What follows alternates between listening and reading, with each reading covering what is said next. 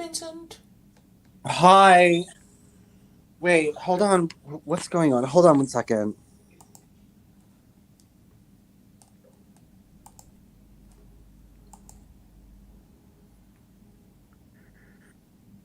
Why isn't it coming through?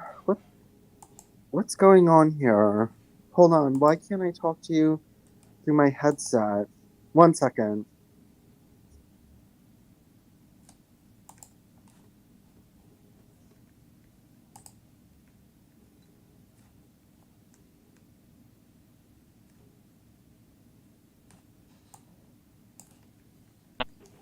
Hello? Hi. Hello? Hello. Can you hear me? Yes, can you hear me now? Yes. Yes, I can hear you Okay. loud and clear. So I started a new blog called HinduCrimeStopBlogspot.com, and this is my new attempt to basically take back everything I said about Hinduism, being this great religion. Um, Well, if you just became a secular Quranist, you just make the point so much more quickly. Excuse me. Um, well, I don't think I should condemn Hinduism and then start supporting slavery, Claire. I don't know if that's the best thing. And public whippings of mothers. Well, it would be better than Hinduism.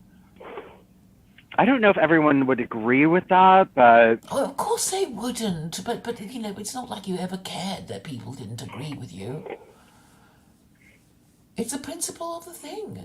You've been complaining about the dysgenic mating of immoral women who randomly fuck, and that's a problem. And you've been saying that, well, gay men, if they chose, if they thought more carefully about the kind of offspring they're going to have, are bound to make more eugenic choices than immoral women who have sex with just anyone. And what better way of making the point than to say, well, I'm off to secular Quranism because I think it's the best way of making women think more than once before having sex with random men.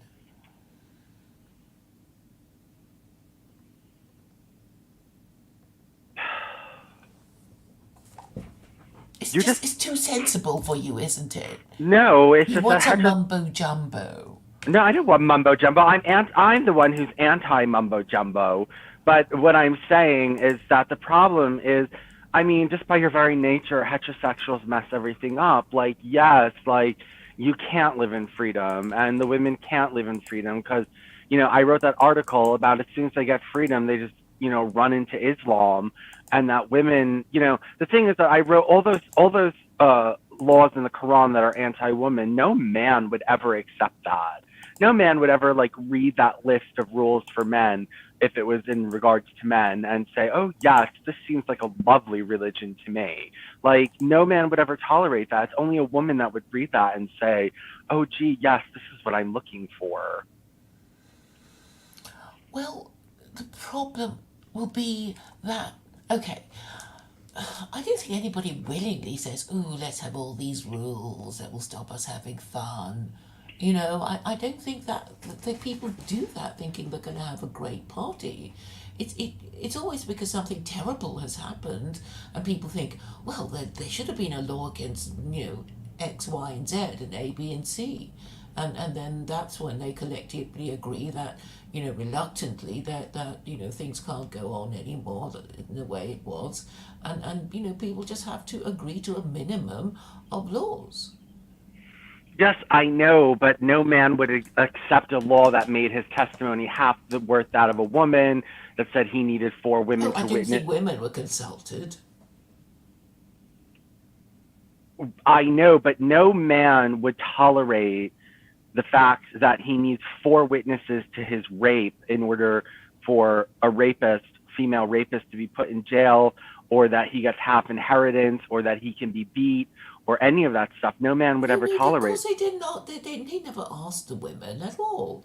I mean, okay, Muhammad had his companions and he went from Mecca to Medina with his Muslims, and some of them were women, but they fell in line. I mean, they weren't consulted.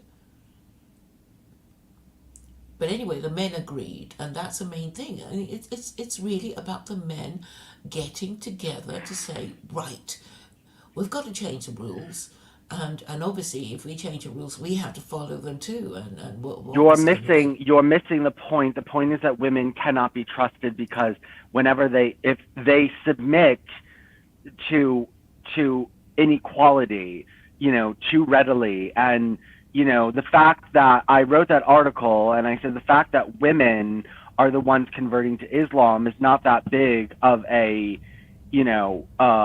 compliment, because women naturally submit to, barbarism, and they're obviously incapable of maintaining their own freedom, because all the white women here in the West who have all their freedoms are doing nothing but either converting to Islam or apologizing for Islam or condoning the Quran or whatever it is, and they don't really fight that hard against it. And the thing is that I don't think women are designed to fight against oppression. And the only reason women didn't give themselves freedom, men gave it to them and let them have it after the Industrial Revolution. But, women for all time until recently, were basically submitted to oppression without much, without much resistance. Now, if a man was in the position of a woman in these Islamic societies, he would kill himself before he submitted. He would kill his children before he allowed women to take them and corrupt them. He just wouldn't tolerate it. It just wouldn't be tolerated. Well, yes. So you have to understand that. I mean, you already do understand that men are physically stronger, so they can, have their way with women. And That's some women, horrible. Well, some I, you women know, don't even think of fighting it. But I if they're expect asked, I expect that from men, but you would like to think women would have, the wherewithal to wishfully, hopefully, have the wherewithal to be able to maintain their own freedom, but they just don't, and they can't because be they're trusted. physically weaker and men have the monopoly on violence. Well, I mean, there's also your They can mind. cheat, though. I mean, they can cheat. I mean, people who don't like the rules, they can break them secretly, or I mean, that's what people do. I You mean, men can't and break a women. you can't break a rule of getting raped and only two men witness it, and Well, actually, I don't. It doesn't work like that. I'm sure you got it from some Islamophobic no, I website. got it from the Quran. The Quran makes that clear. It's a Quranic law that you need four witnesses to a rape in order for it to be considered a legitimate accusation. Well, Even it says Khalid said that's true. Khalid said that's to protect men from unwarranted, rape accusations. well, okay, I don't remember him saying that at all. But basically, the four witnesses rule is that, as I understand it, that women cannot be assumed to be guilty of being immoral unless there are four witnesses. So instead No, of but if like she if she accuses rape with less than four witnesses, she's accused of adultery. well, actually, I think it's been misused if it's ever been used in this way at all. Of course, it's unrealistic to expect a woman who accuses a man of rape of having four witnesses. No, that the verse that you're talking about is is that if you want to accuse a woman of being unchaste, of being an immoral woman, of being an adulteress, you need to have four witnesses, because Islam does not allow random people to accuse with chaste women of sexual immorality. So Okay, so saying here's a Muslim website Okay, go continue. Here they're saying yes, it's a yes and no answer. This is what they're saying in this thing. It's yes and no. So it's probably what you're saying. If so, you're saying it. So a woman cannot be accused. No, no, no, no, no. We're talking. It says rape, Look up the not. verse. Okay, give me the verse and I'll look it up. And I know a website that has 7 translations. So let's go. What was that verse again? 24:13 Okay. states that if someone accuses another of adultery, they must bring forth 4 witnesses in support of their accusation. If they do not bring, okay, wait, let's read the thing. Then they get 80 lashes.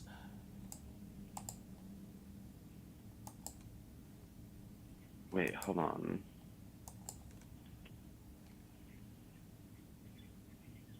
So if you, okay, so basically, if any woman were accused of being unchaste, and that person cannot produce 4 witnesses, then I guess she gets to sue him for slander.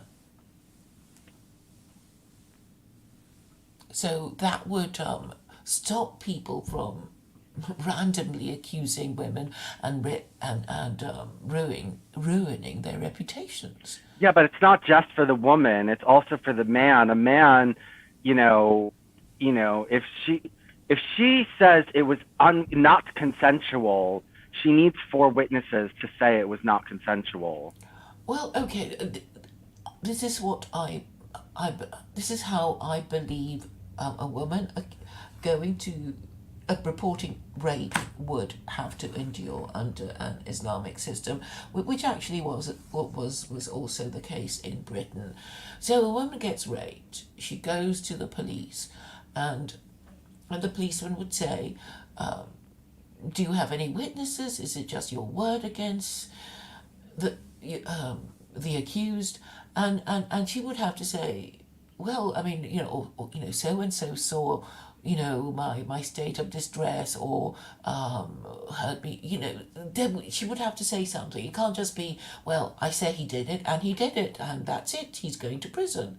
I mean, you accept the logic of this. I mean, Okay, here's otherwise it'd be just terrible if anybody can accuse you of anything and you're guilty because you can't prove you didn't do it. Okay, Al Hakam, which is the weekly Al Hakam, does say here that yes, she does need 4 witnesses. 4 witnesses is way too many. What if two men witnessing your rape isn't enough?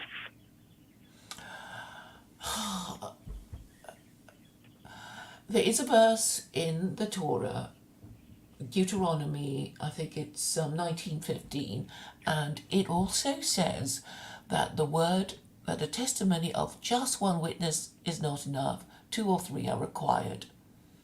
So it's basically saying there must be something more than the word of the complainant to find somebody guilty. And that's fair enough, isn't it? 4 witnesses is too many. Okay, it only takes one. I'm talking about Deuteronomy. It only takes 1 witness to be accused of breaking one of the Noahide laws, okay? And, why would it only take 1 witness for that, but it takes 4 witnesses to exonerate someone from a crime? Well, because rape is a bit complicated, isn't it? When you think, well, it's not illegal to have sex, but obviously it's illegal to have sex if you have it without the consent of your partner. Then it becomes a sexual offence. It becomes rape. But but it's very difficult to prove because it's your state of mind that is at issue. Because a complete defence to rape is that you reasonably believed the person you had sex with was consenting. Okay, okay.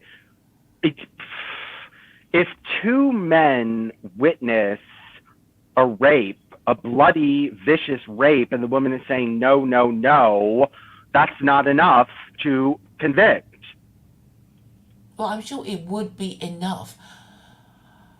Of course it would be enough. Well, according to these people, it needs 4 witnesses, and then if that doesn't work, it says if you have something like 2 witnesses and CCT footage, or you can have a rape kit or something like that, that like can like change it a little bit. But yo, it says that you need 4 witnesses on this alhakam.org website. Well, there, were you there when there was this? Okay, I can't remember. Okay, you were. There was a space now that I come to think about it.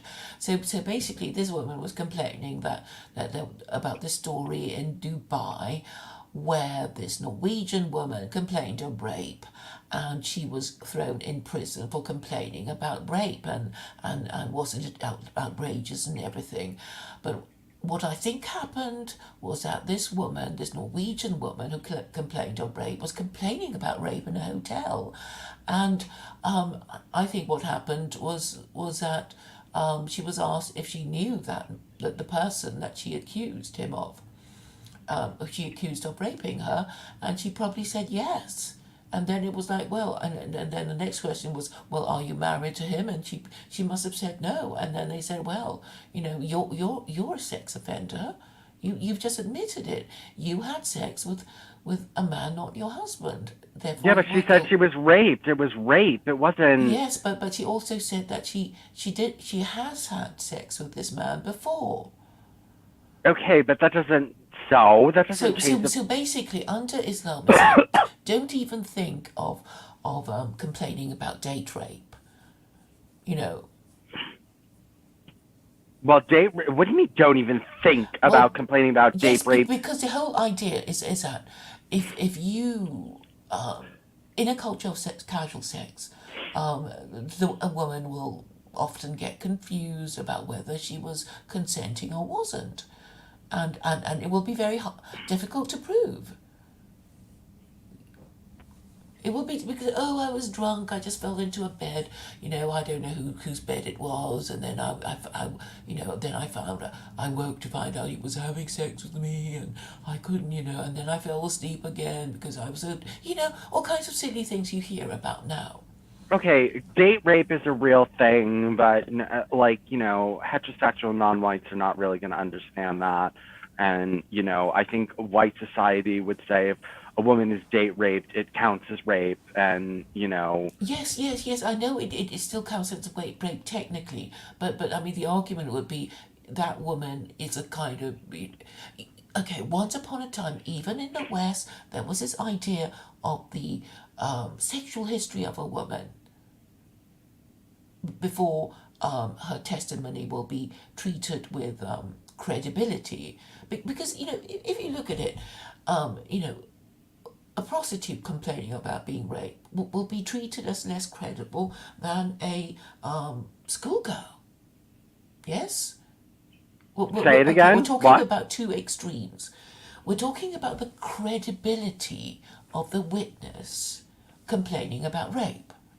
Okay, it's not just her testimony; it's someone else's. But they're saying you need more than one corroborating, witness. Yeah, it's not enough to convict somebody of a crime. You need, an independent witness or some other piece of evidence to find somebody guilty of a crime. Do you agree it's fair enough? I don't think 4 witnesses to a rape is. I think that's not fair. Okay, but this only pertains to slander. So if you look at chapter 24, verse 13, it goes, the first one, Sahih International. Why did they, who slandered, in square brackets, not produce for it 4 witnesses? And when they do not produce the witnesses, then it is they in the sight of Allah who are the liars. So it's very important. Okay, the square brackets. Okay, I'll give you the link to what I'm looking at, because when they put things in square brackets, it means that it's not actually in the verse, but for the purpose of it making sense, it's inserted. So according to Sahih International, a woman will be regarded as slandered if any person, male or female, claim that she is unchaste and she cannot produce 4 people to support her testimony. To support the claim that this woman is unchaste. Yes?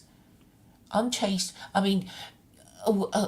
You can have, you can be a person who's, you can be a woman who's had sex and still be chaste if you're having sex with your spouse. Yes? So chastity is not, just being a virgin. You can, be a chaste woman if you're a married woman and you only have sex with your husband. So the idea, so this verse is to deal with, chaste women who are accused of, having sex outside marriage. That's what it's all about. That's why in Sahih International, in 4 brackets have been, the word who slandered have been inserted in 4 brackets. So it's a legal action in defamation if you're a person who's been accused of, having sex No, with you're somebody. switching this around. You're It's not switching this. about saying, when you're raped, you can only Okay, then why succeed. here? The Daily Mail just is reported in 2006 that in Pakistan you cannot. Your rape victim still faces adultery charges unless they have 4 male witnesses in Pakistan. This is the official Pakistani. This is the official Pakistani position. Okay, well, I haven't heard of that. Well, I'm sending it you now. Okay, And you but Muslims do all that all the time. I never heard of that. And then you show the article, oh, well, this isn't real Islam. well, obviously, I'm going to say that because I think it's a stupid way of expecting any rape victim to be producing 4 witnesses. Okay, well, obviously other Muslims interpreted this the clear-cut way. And, what makes you think that you're better than the Pakistani Yeah, I do. government? I'm going to say I am, better than anyone, because if they come up with sort of crazy things like that, then obviously they're not right in the head, and they're basically saying, if you're a woman and you're raped, you better forget about it because you're not going to get any justice, and the fact that you got raped means that you are by definition an unchaste woman of loose morals, and anyone who gets raped is, well, so better not complain. It was the Hudud ordinances, Hudud ordinances, which allowed this, which said that you could not you could not say you were raped unless there were 4 male witnesses. That's where, Well, and I it's think still it's in a place. distortion, and I'm saying that this verse is only good for actions in slander. Okay, that's just you, Claire, and it's not like more Okay, that's mainstream. how it's going to be interpreted under secular Quranism. I don't Okay, care well, what other Muslims do. we have to worry about what actually Islam No, we don't teaches. have to worry about it. Why do we have to worry about, all the crazy, stupid things that Muslims have done to their own religion? Obviously, I'm saying we're going to adopt it, and I'm not going to, follow their crazy, stupid ways. Why can't I say that? And why would you not want to believe me? I mean,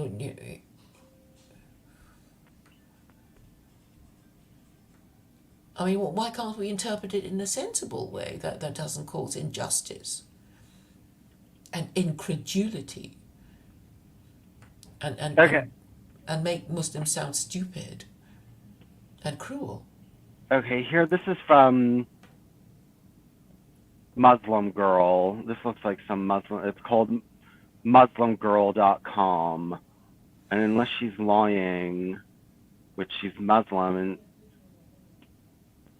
Well, okay, if you want to I suggest you Google this Norwegian woman in this Dubai hotel complaining about rape and yes, who was I thrown saw in prison. that. Well, I think that's a better story because it's actually reported, probably under, by Al Jazeera or something, which is sort of more respected than some, you know. Well, look, no, the point is we know that this is the law in Pakistan, and I'm looking for. I'm just trying to find any other countries where it's the law. Um, Pakistan is so corrupt. okay, well, Pakistan is an Islamic country that actually follows Sharia more so. Well, not really. I mean, they follow this crazy system of representative democracy, and the But horrible they to their all own do. people. All these Muslim countries do, except for Saudi Arabia. Well, I think basically all countries have been forced to follow representative democracy by the West, and if they don't, then they get toppled, because that's the best way of the Americans controlling their who gets to choose their leaders, who gets chosen as leaders. I mean, that's why they hate on Iran and hate on China, and even Russia. I mean, they did everything the West wanted. I mean, it's still technically a liberal democracy and has elections, but because Putin can't be toppled, Americans have accused Russia of all kinds of terrible things. Okay, again, this Al Hakam. Okay, here they're not saying yes and no. Here they're saying that almost all scholars of Islamic jurisprudence agree that the allegation of rape can be proved in the most definitive manner in two ways: testimony of four witnesses, a limited prescribed in the Holy Quran for establishing zina. The fact is that this can obviously anyone. And what's going to stop when you die some secular Quranist from saying, well, it obviously says you need four witnesses, and this is how it's interpreted in Islamic jurisprudence, so this is how we're going to do it. When you die, Claire. No. Obviously, there will be women who will be raped, and hopefully there will be sensible lawyers there. But no, this is not just completely my idea. In previous generations, the sexual history of the complainant is relevant to the credibility of a testimony. So that's why I was talking to you about this underage schoolgirl and the prostitute.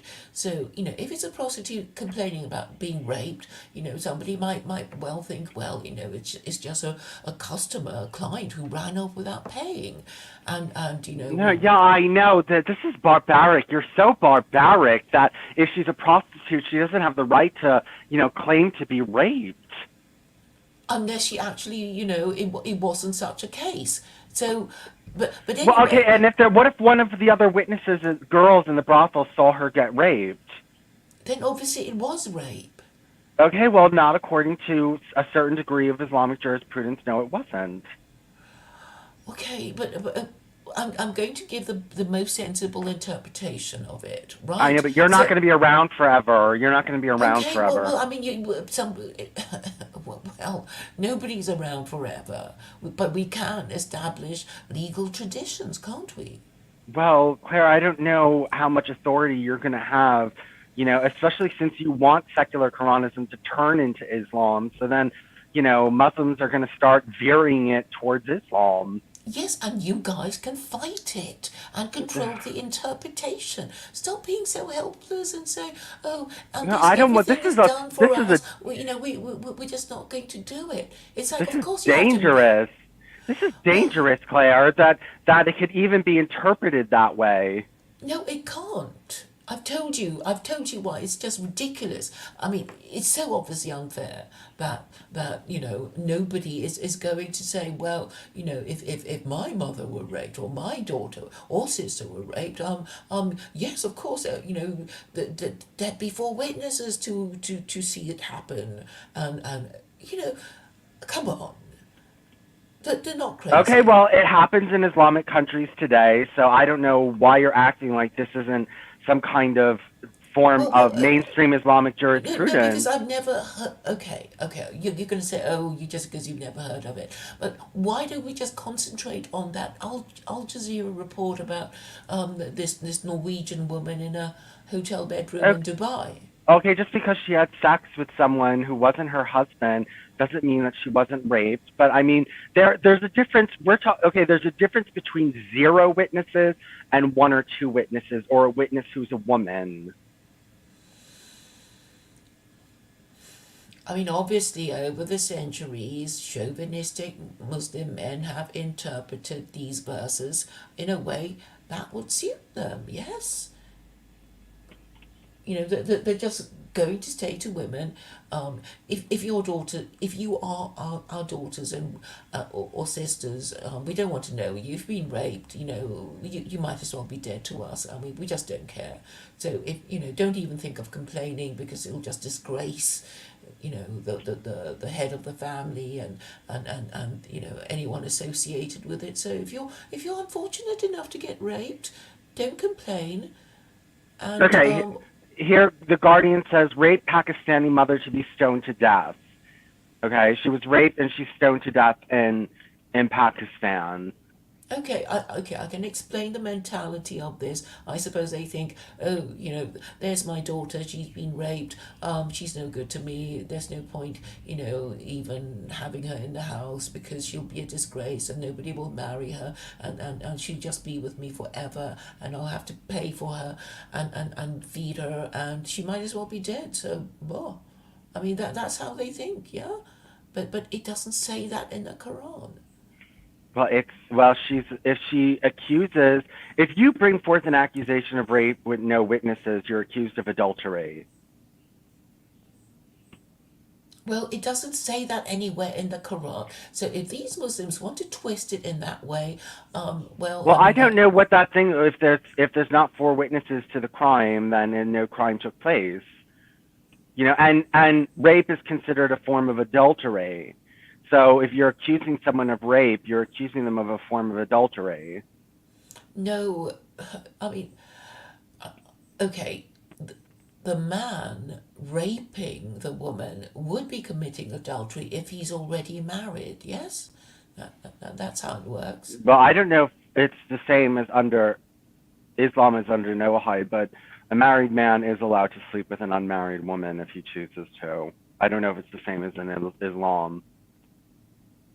Well, I mean, he's obviously committing adultery if he sleeps with any woman, not his wife. I don't know. I mean, I don't know where you got that from. I don't know how are you going to explain the reasoning behind that. Okay, here's Saudi Arabia defense sentencing rape victim to jail and lashes. Well, Saudi is well, you know, a law unto itself, isn't it? She was a gang rape victim.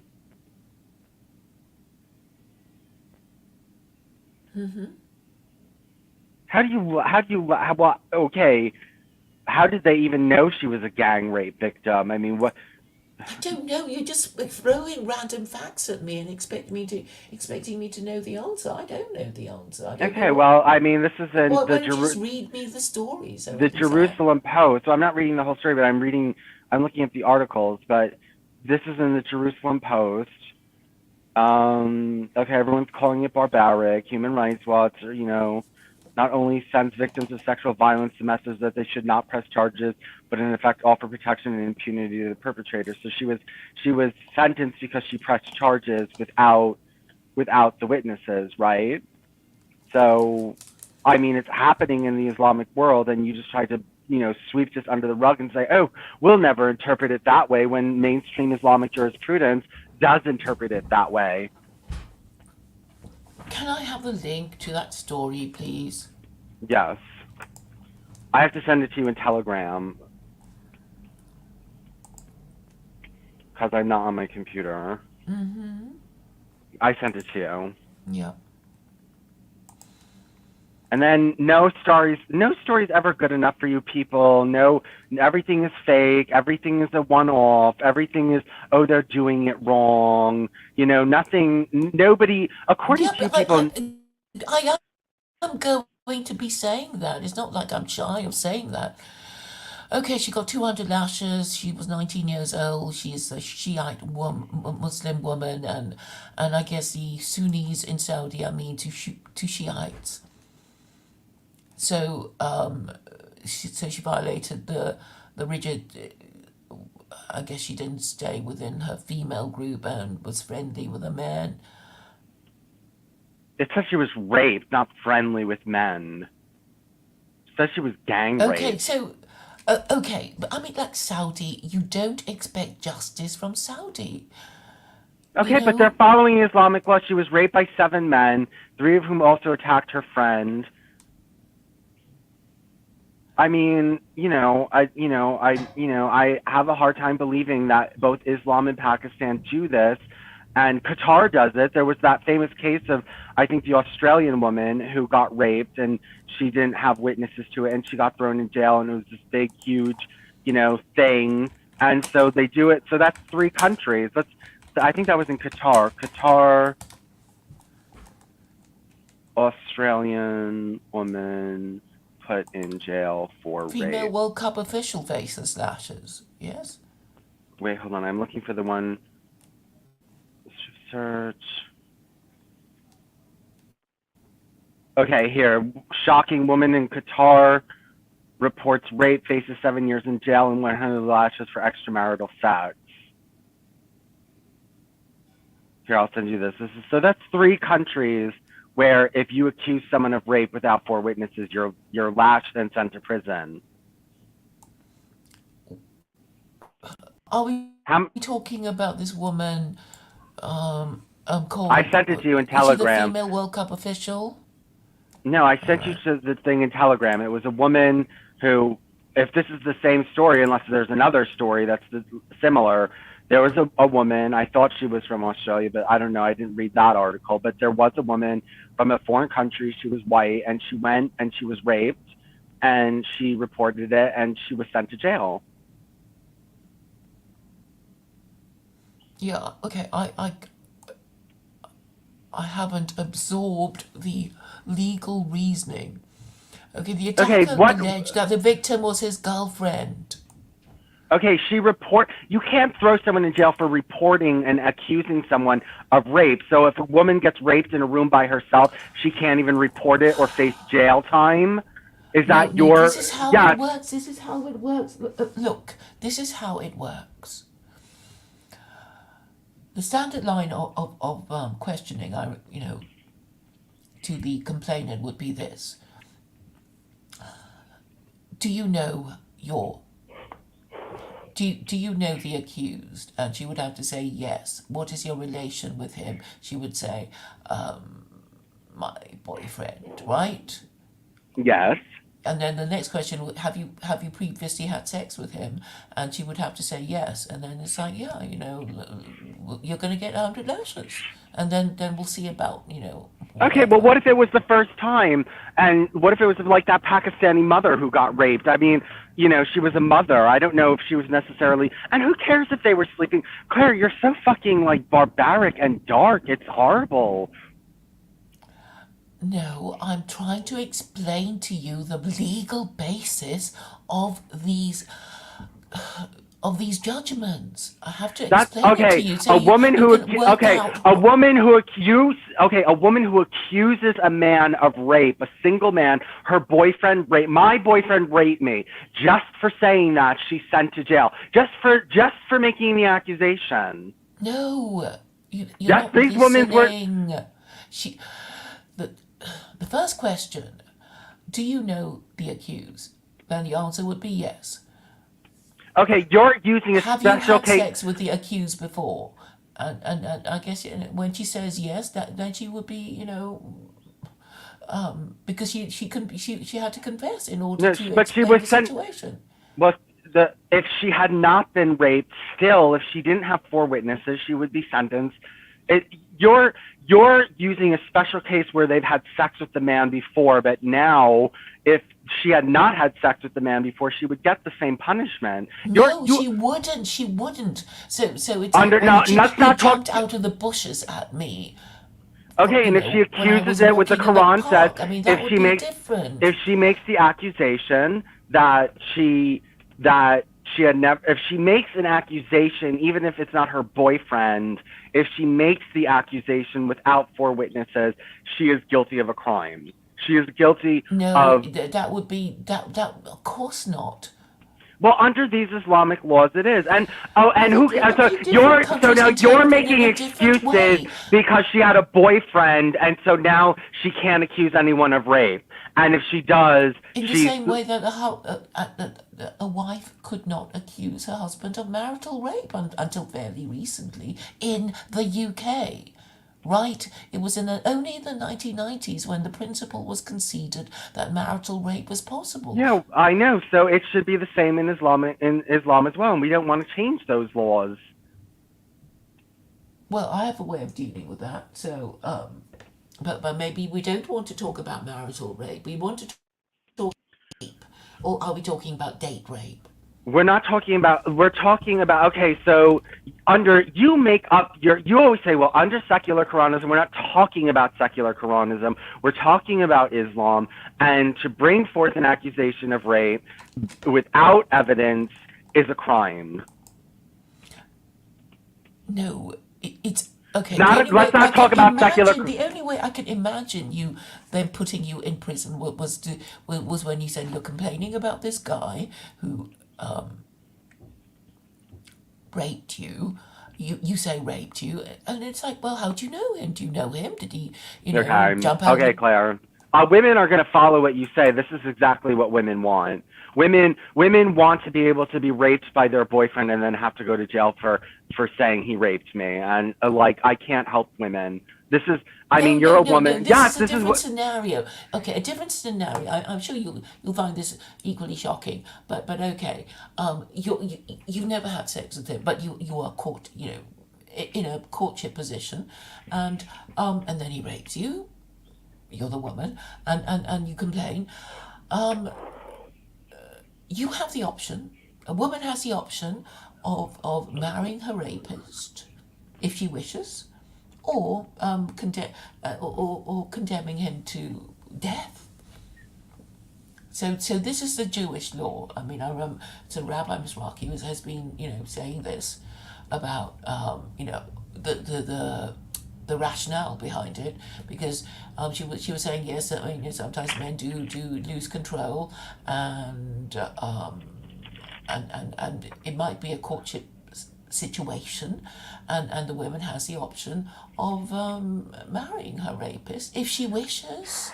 Okay, Claire, you think I know this is according to women, this is justice, and there's no way to like. No, I don't know. I mean, they have the option, and also the sentence is that he can't ever divorce her. He'll just have to put up. Yeah, wow, every kind of crap. that's a great sentence for a woman, Okay, well, I'll just step away for a bit, and then you can carry on, and I'll be back in a minute. Okay?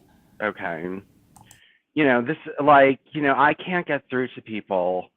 The more that I do this, it's just they have another excuse. And so Claire's saying strike off the four male witnesses. So then we still have that women can only have one husband, men can have four, men can beat their wives. Women's testimony is worth half that of the weight of a man's in court.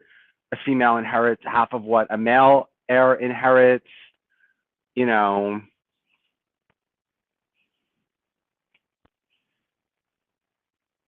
I can't get through to women. There's no way to get through to women. They're just they're programmed for abuse. And the fact that it's happening in the world, the fact that this is Islamic law is not enough for people like Claire. You know what I mean?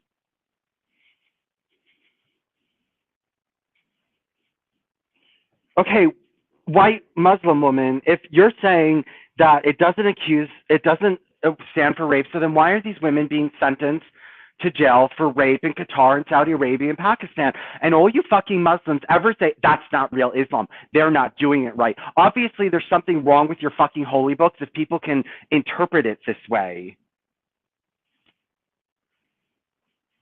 If people can interpret it this way. Do you want to come on, white Muslim woman? Let me see if anyone wants to come on. I'm going to put the link. Why don't you come on? Like, I'm done. I'm done trying to get through to women. Not just Muslim women, but let's not get into, even just these white women converting, and not just liberal women, that you can't get through to them that this is just, you don't understand what you're doing, and all this nuance, and they accept the nuance. That's very female, to accept nuance about your own abuse. That's why, like, men could just gaslight women into accepting these horrible lies, because you don't think, you can't think. No man would tolerate this kind of, if men were being thrown in jail for accusing women of rape, we would revolt. There would be violence in the streets, but since it's women, and why should anyone help you? You don't help yourselves. This is what you choose, and you promote this shit.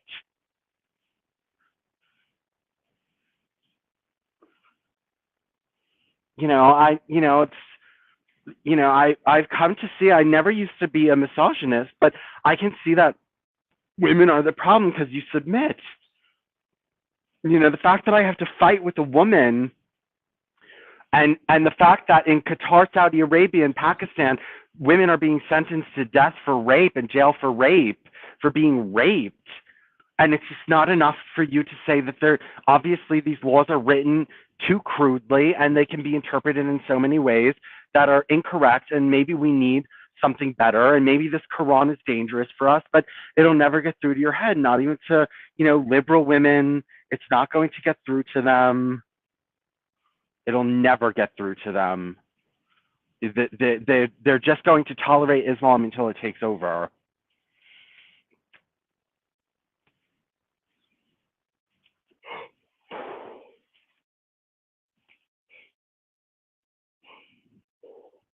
And then it'll be bad for the rest of us. It'll be bad for the gays.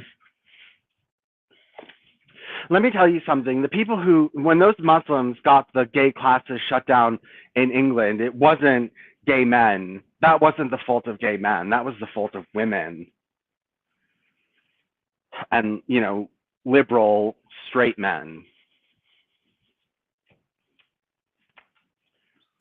I can tell you. How so?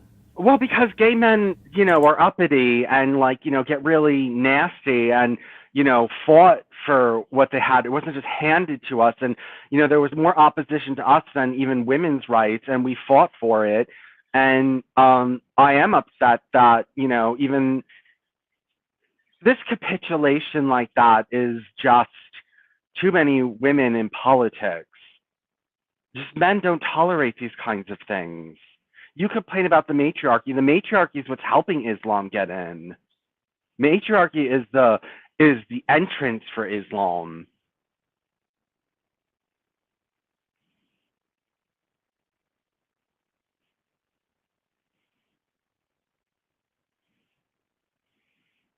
White Muslim woman is going to try to come on, but she says her internet is bad. Is it because you say matriarchy led to immigration? Well, yeah, matriarchy is leading us to Islam because it's soft on Islam and making excuses for Islam, and women just are not able to see plain, simple language and plain, simple examples. And, I've been doing this for, more than 10 years, my anti-Islamic campaign now, and, women just are perpetrators. They're the biggest perpetrators. They're the biggest, making fun of anyone who's anti-Muslim, and, if, oh, you don't understand the Quran, and Islam is really this peaceful pro-woman religion, and look at everything Muhammad did for women, and this and that, and, it's just impossible to even get a woman to, take care of herself. She can't defend herself.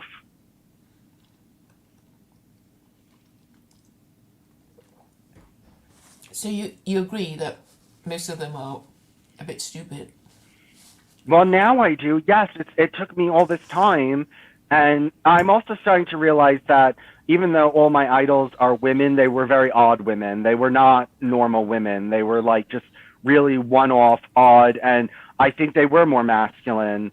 And, because Elizabeth Gilling, I like her because she's just very total condemnation, total destruction of the enemy, totally going after them like a warrior. You know what I mean? Like, not this, oh, but if maybe that, this, well, it's not what you think. You know, she didn't play that game, and neither did Margaret Sanger. They were very like forceful, pushing through, not accepting, not being tolerant. You know, and actually, Margaret Sanger, when the birth control movement, which was populated a lot by women, all the other women were these fucking pussies that didn't want to turn over the apple cart and wanted to do this the feminine way of like subtle intrigues, and they all fucking got in her way, and they all told her she was being inappropriate. And, you know, it was because she was acting like a man. She was being all bold and sacrificing and saying, fuck you, and I'm not tolerating this. And, you know, and like she said, she wanted women to look at men with a go to hell look in the eye. And, you know, that's just not your average woman. No.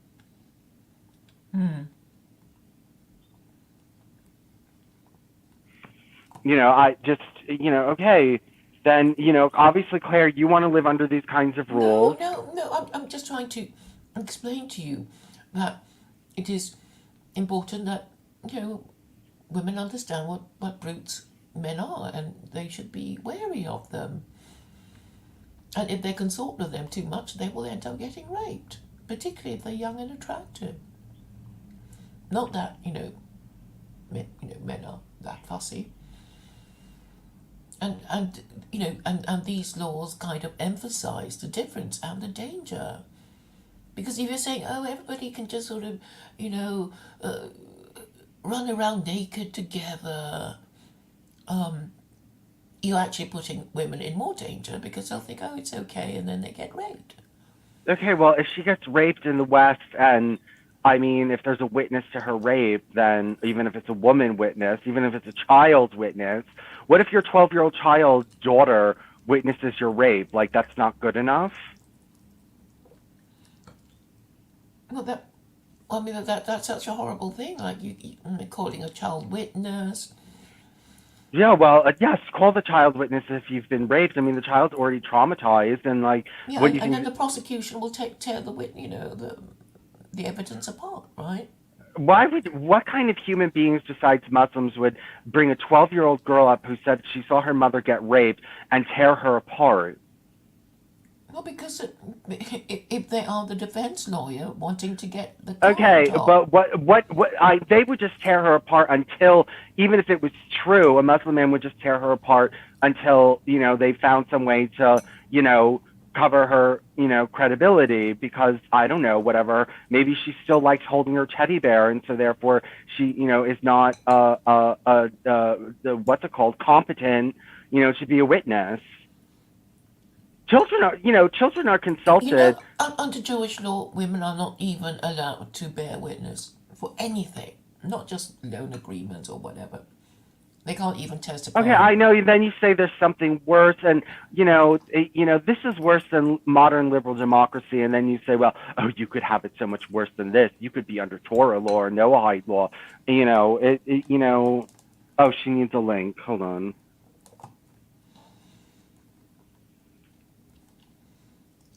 Carol, I'm putting it in the. I thought you already had. I did put it in there, but she must have not. I hope Carol can come on. Well, I know you and her don't talk anymore. Well, I still want her to come on and give her input into this very interesting question, particularly as she's a woman and Muslim.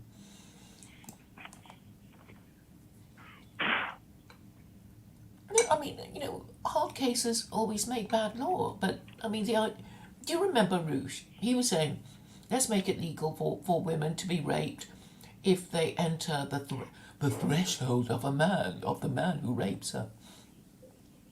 And Is that what yeah, he actually said that, and I thought actually it's quite a sensible idea, because it puts women on notice that if you go home with some guy that you just met, maybe you should expect to be raped, if not murdered. So don't do it, you know? But he just got. Who said this? Rouge? Rouge said this? Rouge V, yes. It's been going on for an hour, white woman.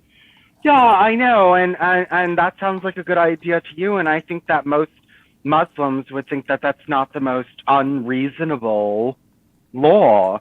You know what I mean? And yes, there's no expectation in Islam. There's no expectation for men to like, if does the man get in trouble if he rapes the woman if she crosses the threshold? No, that's the idea. He's saying a man should not get into trouble because she was reckless as to her own safety by entering the threshold of a man that she'd only just met.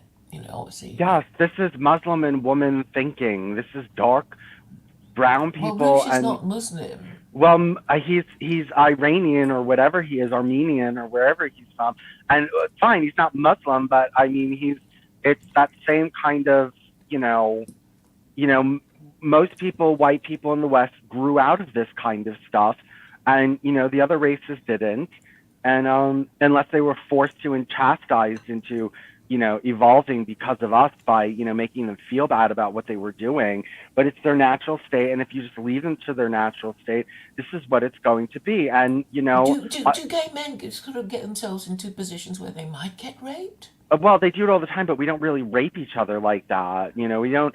It doesn't happen that often, and gay men go each other home all the time. And I only have only known one gay person that told me they were raped. I only know one, that they went home and they met with two people and one of them raped him. And but besides that, I've never met a gay man who was like raped. It's not like women where 1 in 4 of them is raped. 1 in 4 gay men is not raped. Do you know that a lot of women make a lot of false accusations to cover Well, for yes, themselves? well, yes, they do, but I mean, women are more often raped than adult men are. Adult men are generally not rape victims, even if they're gay.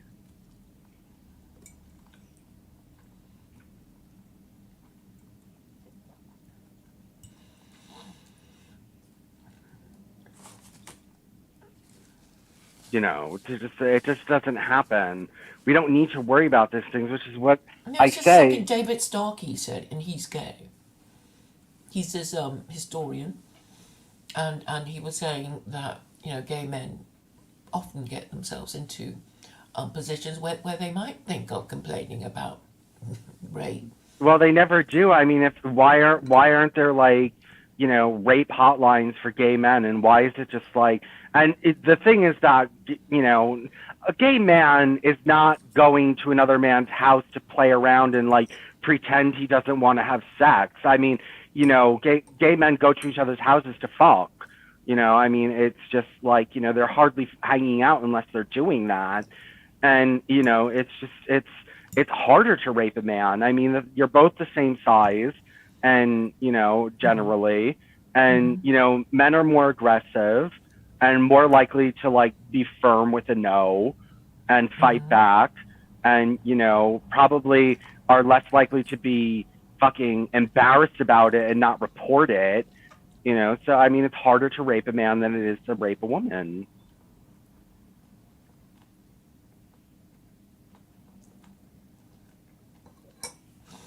But no, rape is not a huge problem in the gay community. It's not like anything that's discussed ever like it is amongst women. You know what I mean? Obviously, there's more women who get raped than men.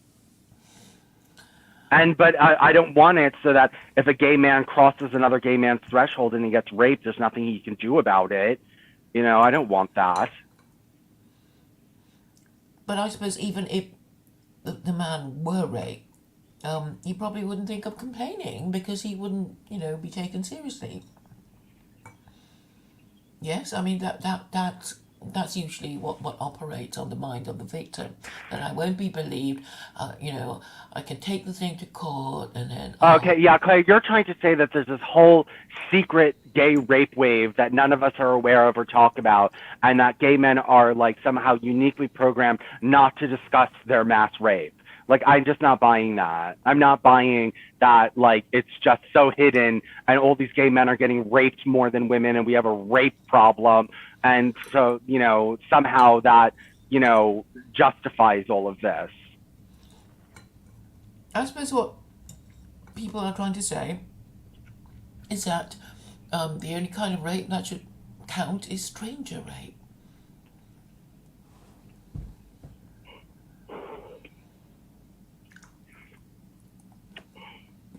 Yes, I know. That's what women would say. Women will agree to what you're saying. Women will eventually submit to this because, according to women, well, you're allowed to have your opinion and you're allowed to, petition the government if you want and, change society if you want. And you're allowed to grow into such numbers that you're able to take over and implement these laws. And we're just not going to get in your way.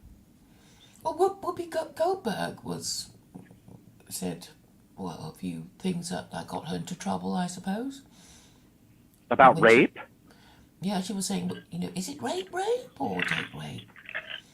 And she got into trouble. I've forgotten the details. Maybe you'd like to read about it. Yeah, I'm not surprised that that's coming from a woman. Gay men would fight for women more than women fight for women. I think a gay man gets more upset when he reads those laws than a woman does.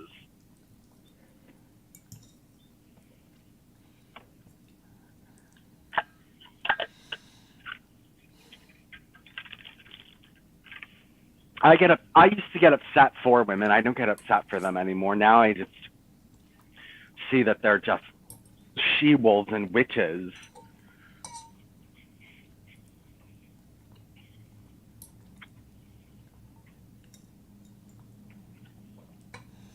I think ultimately, women just expect that they'll just follow whatever laws there are, and if men are offering to change them, they'll go, maybe yes or no. But they themselves are not going to be doing the arguing or the fighting. And they're kind of saying, well, whatever. Yeah, I know, and that's why nobody listens to us anyway. Well, that's why they're dangerous, because they're just saying men will eventually make the laws they want, and they'll be helpless just to do anything about it. Yeah, I know, and that's their. Yeah, I know, Claire. That's why I'm saying they're dangerous, and why they're not. They don't deserve their freedom, and I'm tired of sticking up for them, and I'm tired of prodding them, and I'm tired of thinking that they can accomplish anything. I know that there are individual women that did great things, but they're individuals, and they're not like other women, and they're the odd one out. And but the vast majority of women, that's just not the case. And that there's just nothing that can be done. And the majority of men and women are NPCs. The point is that just the point is that you can't ask them to maintain their own freedom, because they can't. They can't maintain their own. And it's not even about being physically weak. There's also the power of the mind. Okay, like you can take over society mentally too. It's not, men. There's men who are not very good at physical fighting, but who are still able to gain control of society.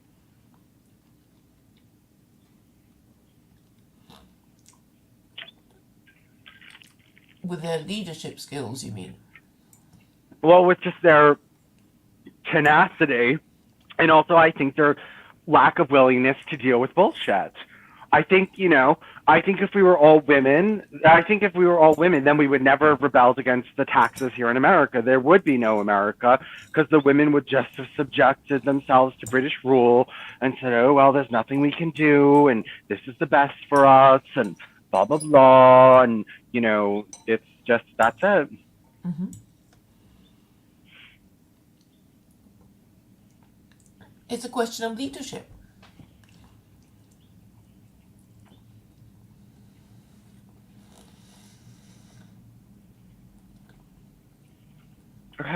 Okay. Well, let's change the subject, because I get angry because there's nothing. I'm done trying to get through to women. I'm just going to chastise them, and just tell them that they deserve what they get.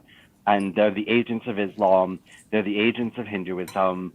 They are the agents of anything that is backward or stupid or useless. and they're just they get into power and then they set themselves up so they can't keep power, and they just turn all the men against them, and they have no respect for men who give them freedom and allow them to do whatever they want, and then they go running into the arms of Muslims. So Have you heard you from know Space Pan? Because you suddenly reminded me of Space Pan. no, I haven't heard from him. I don't think he's going to talk to me. I think what he says is bullshit, and the idea that women are naturally oppressed. Naturally, it's you don't even really have to do anything to them to oppress them, because men are just more aggressive than they are, and are going to get their way more often, and are going to push them into things, and then were all these rules and laws against them, and there's still all this misogyny and things like that, and the fact that, oh well, men had to do all the work, like that's not doesn't prove that women weren't oppressed. I think everybody's oppressed in their own way, even the men. I mean, the fact that they don't want to restore the patriarchy is conclusive evidence that the patriarchy was a burden on the men, and they didn't. That's why they don't want it. They're not interested. They'd rather fuck random women than marry a woman and sire legitimate children with her.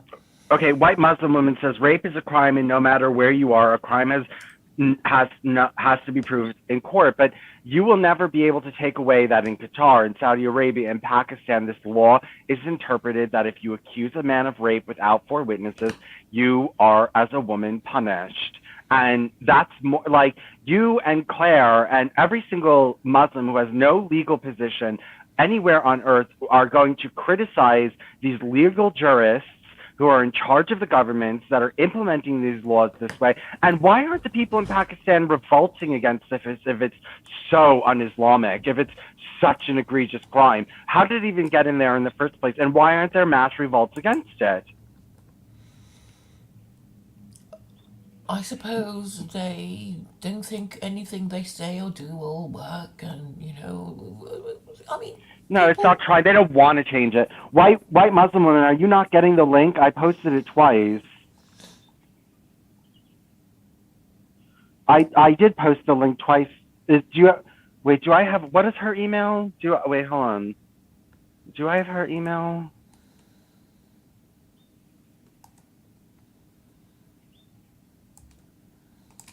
Carol, she's not. What's her email address? What does it start with? Just Oh, you want me to send it to her? All right. Yeah, send the link to her so that she can come on. Claire, Carol, Claire is going to send you the link. I posted the link several times. But white people got rid of their fucked up laws because they wanted to, and because it didn't reflect the way that we think, and there was no book that made it seem like these were the laws.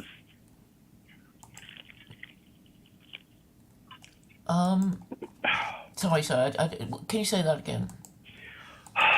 White people did not want to live in a cruel state anymore, and so they got rid of it. Brown people are not working to get rid of that, and they can't get rid of it because it's just not in their.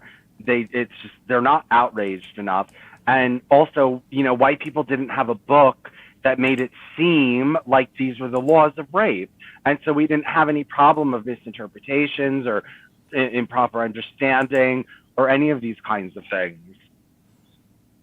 Well, it has changed over the years. I mean, you do accept that sexual mores have changed over the years. Not in Islam. Not in Islam, they haven't. At least unless they're here in the West. Okay, I'm talking about Western sexual mores, since I don't Okay, really know. I know, but they changed to be more liberal, not more barbaric. You mean less sexually liberated? But I think I hope you do understand my position that I'm saying sexual liberation has been bad. It's been bad, bad, bad, bad. and we should, be more wary of who we have sex with. Anyway, I've sent it to whitemuslimwoman.gmail. I sent it to a Gmail account since she's got so many.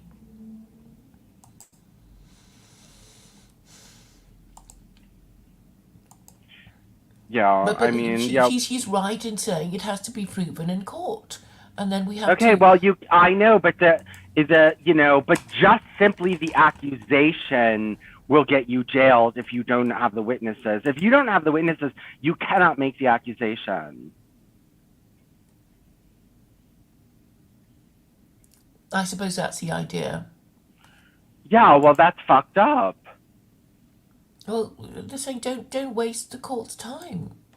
Don't be very careful about men, and don't get don't get raped. And if you do, expect your things to be said about you and the credibility of your testimony to be challenged, and your sexual history to be brought up. Okay. Oh, That yes, sort of I know. thing. I can't. I will never convince a woman that this, that there's something wrong here and that this just shouldn't be Maybe tolerated. maybe women don't want their husbands, their brothers, their sons randomly accused of rape. How about that? Okay, fine, fine. Go to jail if you get raped. I don't care. Go ahead. That's what women deserve. That's what you deserve because of the way you behave and the way you think and the way you approach things. And good for you. And I'm not, I don't fucking care anymore. All I care, the only thing that I'm angry is that you support these malignant governments and you give birth to their children. And so therefore you're like so dangerous. Women are the ones who upheld the patriarchy, okay? They were the willing slaves of the patriarchy.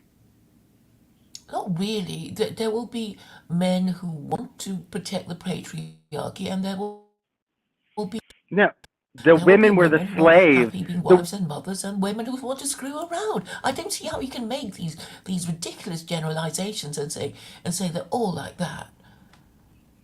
Obviously, no, men and women don't quite agree.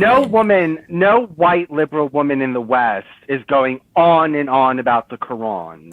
No white woman in the West is like, oh my God, it's totally unacceptable. I would never deal with that.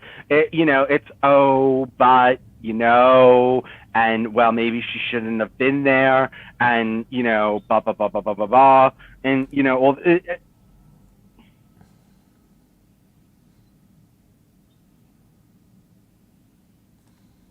oh my God, now she's accusing gay men of turning straight men gay with roofies.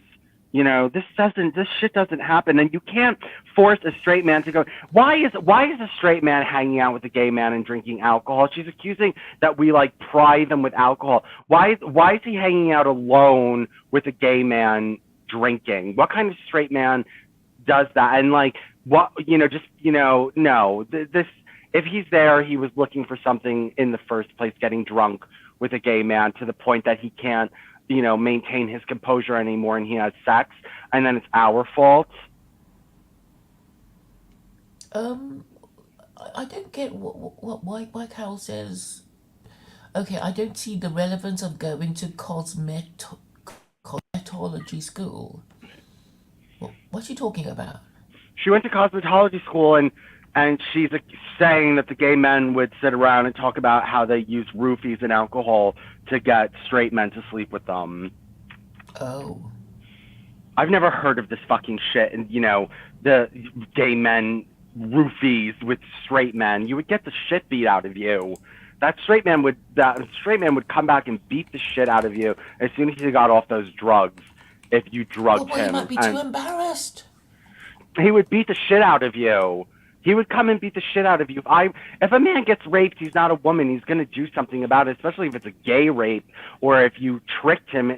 That's why trannies get killed all the time, because they trick men into sleeping with them and then the men kill them.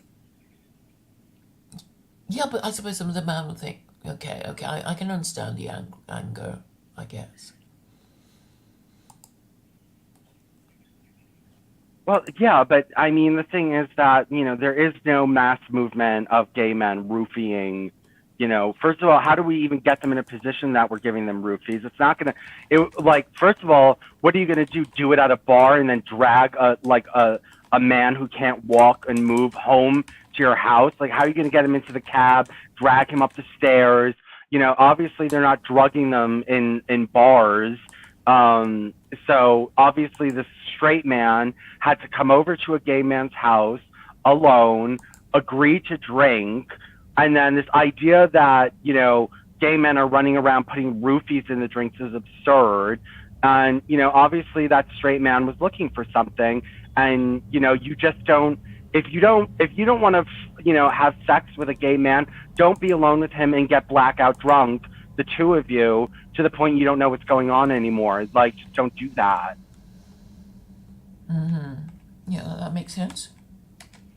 I don't necessarily believe it's rape when a man and a woman get blackout drunk together and have sex, and then she says, oh, well, I was raped, I was drunk, and I didn't know what I was doing. Like, I don't think that counts. You know what I mean? Because, if you're drunk, you got drunk, and then, yes, you're more likely to say yes when you're drunk or not know what's going on or whatever. But that's not really, unless he was sober. I mean, I don't even know if I don't know. Yes, if you're sober and you get a woman like drunk out of her mind and sleep with her, maybe that's a problem. But I think if you're both drinking and you both get drunk and you're unaware of your surroundings anymore and you have sex together and the sex during the drunken state was consensual, I don't necessarily think that the man should go to jail for that. No.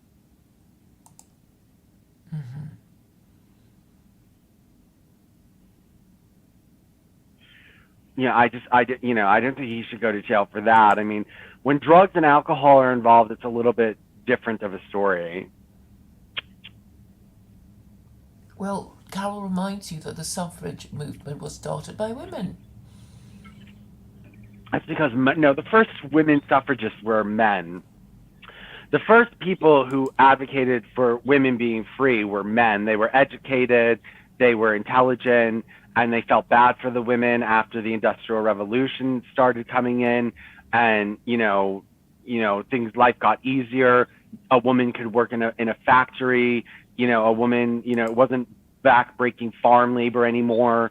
And she could work in a factory, she could work in an office or a flower shop, and she could make her own way that way because now things were less hostile.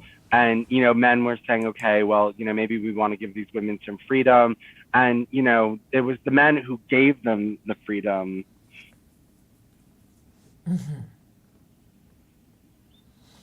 Well, some people believe in free will. Some people believe in determinism. Well, what does that have to do with us? Well, some people like the idea that they are free agents, and some people like to think that they can never escape their environment or their genes. I mean, but you can be atheist and theist, either atheist or theist, and believe in either free will or determinism. Well, if you're an atheist and you believe in free will, that's dumb. Why? Because atheists like to think that the free will dignifies the individual okay. more. There's absolutely no proof or evidence for that. I mean, believing in free will is the same as believing in God. I mean, it's dumb. If you're an atheist who believes in free will, then you're dumb. But there are... You talk about it as if it's so obvious why free will is wrong, but you can't prove it, and people are still arguing about it. No, there's no evidence for free will. No person in free will could do a scientific experiment and say, see, free will is true. Or the other way around. Yes, you can do. You could do an experiment and you can see, they've done it in monkeys, that the monkey makes its decision after the brain makes the decision for them biochemically. An area of the brain lights up and then the monkey makes the decision. It's not simultaneous, and there's nothing in the universe that points to things just randomly happening for no reason. There's no evidence of like a free will in science. Yeah, and we're made out of biochemicals. We're not made out of spirit, and it's just we're made out of biochemicals, and the biochemicals are in control of what we think, say, and do. And it's just you have to want to believe in free will and then people have reasons why they want to believe in free will, but there's no evidence for it, and it's just an absurd claim. Well, it's 50-50, so... No, it's not 50-50, Claire. The free willists can never do an experiment that proves... The determinists can prove and say, look, all these things, everything in the universe is deterministic, and why should I believe that there's anything in this universe that's not deterministic? Well, I suppose most people would... I mean, can you give an example? You talk with such certainty, I just don't know where... No, okay, Claire, can you point to a place in science that's not deterministic other than the so-called quantum level, which we don't know is not deterministic? We just can only predict things on a probability scale instead of an absolute scale. Outside the quantum mechanics, can you give me any instance in this universe where something happens without determinism? What does it actually mean at a practical level? I mean, what does it even mean? I mean, when people... Well, you can't answer the question, so... No, because I'm not even sure how you define free will. So... No, I did say free... Okay, what is not... Give me something in this universe besides the quantum level that is not deterministic. What do you mean by deterministic? That doesn't go because of, like, deterministic means that if I throw a rock down a hill, it's going to fall in a certain pattern necessarily because of the way I threw it, the speed I threw it, the velocity I threw it. It doesn't just randomly hit the ground in random spots. It necessarily has to hit the ground at a certain spot because of the way I threw it. There's no randomness. There's no leeway for any movement. There's nothing. It's just the physical laws of the universe in control of that rock. So, what happens in this universe outside, let's not talk about the human mind, outside the human mind and outside of quantum mechanics, where the laws of the universe are broken and somehow there's some kind of random, non-physical, uncaused, movement, an uncaused movement. So what is uncaused in this universe? What's uncaused? God is supposed to be. No, in this universe. I said in this universe. In this universe. God's not in this universe. So in this universe. Oh right. So you're saying that the future of every individual or thing is predetermined? Yes, it is predetermined. White Muslim woman, I posted the link several times. I don't know why you're not getting it. Oh well. Wait, Claire, here, I'm going to post it in the private chat. Oh, can you post it in the comments? Maybe she'll get it. I did, and she can't see it or something. I emailed it to her, and she can't get on her. Hold on. I'm going to put it in the private chat. If you can try putting it in the, in the comments. Let's see if she can come on. But there's nothing in this universe that's uncaused. There's no like random popping up of anything. So the idea that your brain can, in an uncaused way, produce a thought is absurd. Well, I mean, I don't even know why we're arguing about it. What do you mean by somebody not having free will? What people understand by it is that we're capable of changing our mind about something and changing our lives. And Not, I know that's a very shallow, stupid way of looking at it because those changes, those decisions are based on determinism. Just because you change your mind doesn't mean you have free will. That's a very shallow and stupid way of looking at it. I changed my mind, that means I have free will. No, there was a biochemical antecedent to that. You were destined to change your mind. well, people like to think that they're capable of changing their minds, and Well, they're dumb. They're dumb and shouldn't be listened to and should be thrown out of the academic conversation. well, they don't agree with you then. Well, they don't have any like it's just because I believe it because and I have no facts or evidence. Okay, the purpose of free will, as I understand it, is in the Quran, saying you have the free will to accept this bargain with God, and you may choose to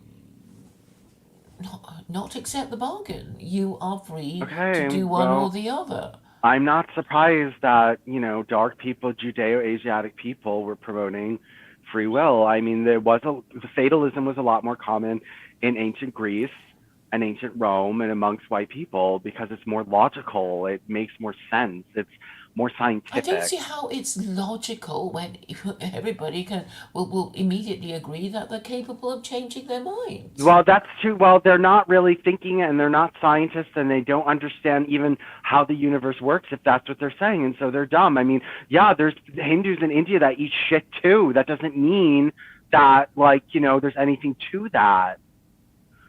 Lots of Hindus in India drink piss and also Arab men drink camel piss and shit like that. And who cares? I don't care that they're drinking camel piss. It Well, doesn't. I mean, what we can agree on is it doesn't seem to cause them harm. Okay, well, I think that the point is that just because people do things or believe things doesn't mean they're right. And even if the majority of it believes that, I mean, the majority of the world used to believe the earth was flat. That didn't mean that it really was flat. And just No, but because, I. But Vincent, what's the point of arguing about this? And but okay, what I don't understand is that you seem well, to because it think does it's have, so obvious that it's one way rather than the other, and it isn't.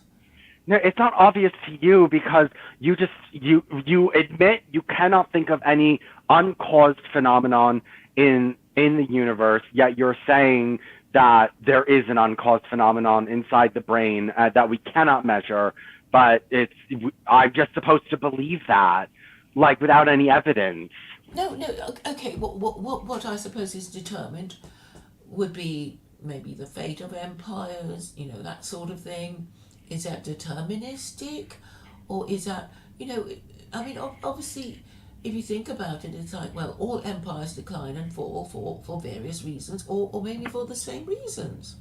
Well, there's reasons behind it, but it's deterministic reasons. It's not because the people were practicing free will. It's because of the genes and the environment and what happened, and it was all predetermined from the beginning of time. Well, I think it would be truer to say that all empires become a victim of their own success. That doesn't And mean it's not. How does that disprove determinism? What you just said. well, actually, it could be an argument for determinism in that all empires decline and fall. I mean, isn't Yes, that but there's statement deterministic? yes. If it's saying that it happened for causal reasons, yes. If it says that there was an unbroken chain of events that could only necessarily go in one way, then yes, it is deterministic. But if you say that people had the ability to actually change the physical manifestation of the universe and direct the physical manifestation in the universe in one way or another, and that it was an option, then that's just rubbish. So is flying free will or deterministic?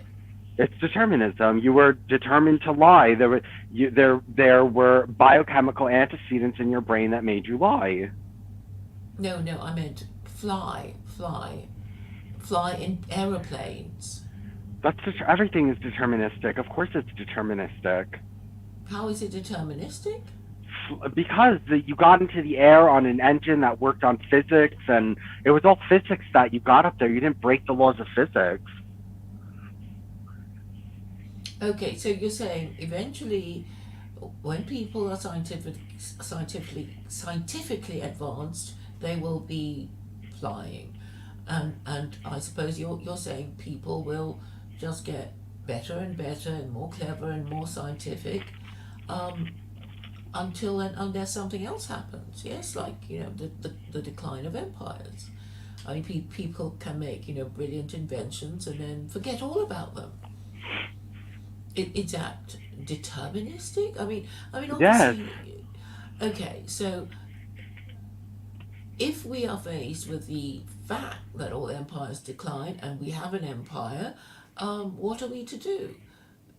Well, if we're Obviously, determined, by the laws, the fated laws of the universe to do something about it, we'll do something about it. If we're not, we won't. I mean, just because things are determined doesn't mean things can't turn out the good way, or that people aren't fated to actually save their civilization. And this is what, free will people think, that, oh, well, if you're fated, then you're not going to do anything. No, I'm not. I'm a fatalist, but I'm fated. Why do I write all these articles all day? Why do I campaign for my beliefs all day? Because I was fated to do it. Just because I'm fated, it didn't take away my convictions. My convictions aren't gone just because I don't have free will. That's people like you are scared of free will being disappeared because you wouldn't do anything. And that's why I want free will to disappear, so that all the Muslims and the Christians and the Jews and the Hindus, they all stop working. So they all just say, oh, well, there's just no reason to continue. well, people don't know why they do things, do they? Well, a Or lot they of have different people, explanations for why they no, do but stuff. lots of people assume that if there's no free will, then people will just do nothing because, oh, I'm fated and it doesn't matter. And taking this they would take a pessimistic view of science. Gives them a pessimistic view because they're pessimistic people. So you're saying it's a failure of optimism, all this, this lack of political activism, this apathy. Yes, it's a problem with those people's internal motivations. It's a problem with their internal motivations. Mm-hmm.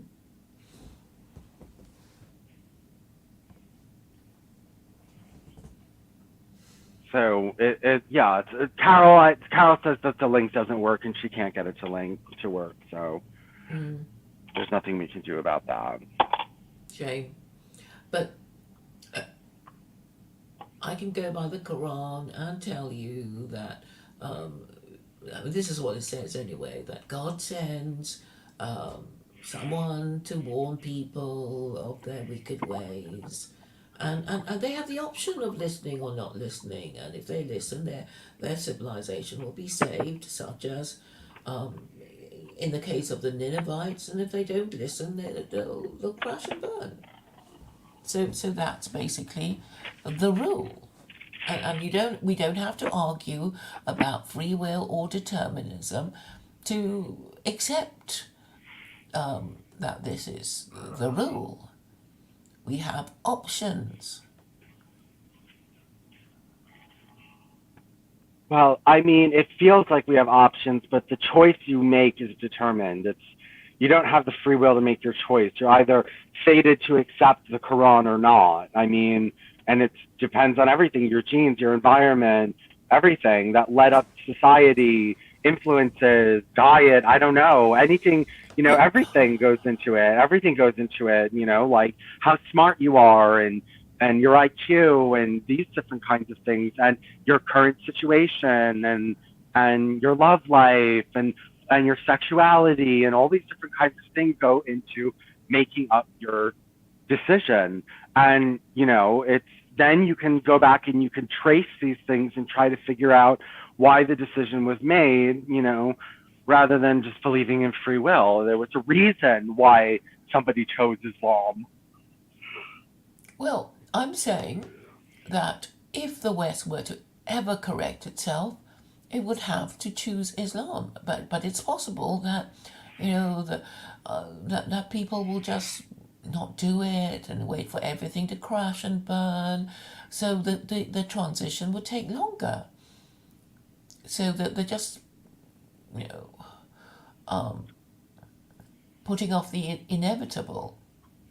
So they should jump before they are pushed, and it would be better for them, and they would feel less pain, and if they read the writing on the wall, and ask themselves why they won't. I mean, why can't they just accept that Christianity has failed, and accept that liberalism, which replaced Christianity, has also failed, and nationalism, that was an attempt to replace liberalism, also failed, and so did socialism. They've all failed. They've all tried the wrong ways. Why didn't we just try the right way?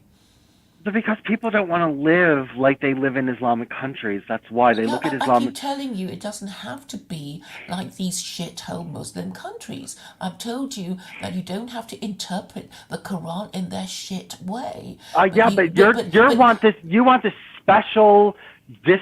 special Quran interpretation that no one else interprets it that way. Yeah, And I'm winning the argument, saying, well, you obviously interpret it in a shit way, which is why your civilizations crashed and burned. They obviously did it in a shit way, and yeah, I'm but saying, your way is don't so do it in a obviously shit way. your way is so obviously not like Not their way, not their shit way.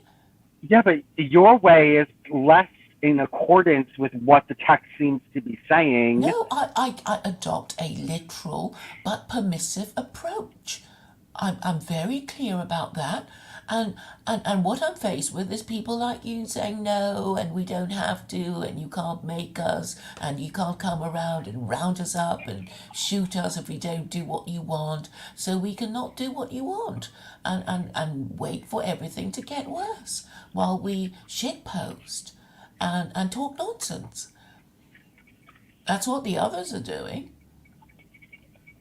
Yeah, I know. I mean, I would actually prefer if they were secular Quranists, because then maybe there would be some, or at least there would be something like, at least with the Quran, I can go in and I can read about it and I can say, this is what I dislike about it, and here are your policies, and, and also, yeah, if they were Quranists, they would have more discipline, and they would, be a little bit scarier. Yes, You know what yes, I yes, and what you want is for them to become secular Quranists, but you, Vincent, you have to lead the way, and this is where your free will comes in. I don't have free will. Well, obviously you can become a secular Quranist. It's possible, and well, you can. You could. You can say it now. Say it now, Vincent. Say it now. Say, I, Vincent Bruno, hereby become a secular Quranist, reserving the right to renounce it whenever it suits me. Say after me, Vincent. No, I'm not saying that. I'm not saying that. Why not? Because I've just shown in the Quran why I don't agree with its laws on women, and now I have to find the rest of its laws, but, Yeah, but I'm not going to interpret it in their shit way. I'm not going to say you can't complain about rape unless, you've got 4 people watching you being raped and not doing anything about it. I mean, come on, it's so stupid. They are so stupid. And it's like, I think Westerners can do better. We don't have to interpret their book in their shit way. I mean, this is an opportunity to say we can interpret your book better. And make the point that, their civilizations crashed and burned because they were stupid, and even if they had the right, instructions, they couldn't read it, and then they wouldn't admit they were wrong, and, all sorts of things you could say to make it clear that the new interpretation, the Western interpretation, will be better than their shit way. This is an opportunity for the white man to take control. And the great story is that you do it, not some heterosexual white man. You, Vincent, and me. The shame of it, the shame of it. I mean, do you think it was predetermined that the pair of us would be the ones to change the course of Western civilization from its current trajectory to the bottom of the heap? Or is there a kind of divine justice, a kind of irony? These white men who can't even reason, who can't even read the writing on the wall.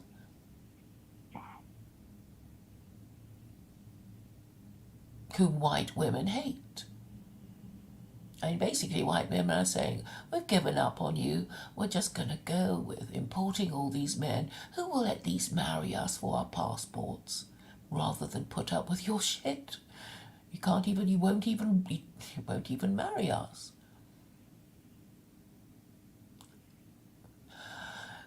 So here's the opportunity for you to make your name and be taken seriously and cause a stir and win all the arguments.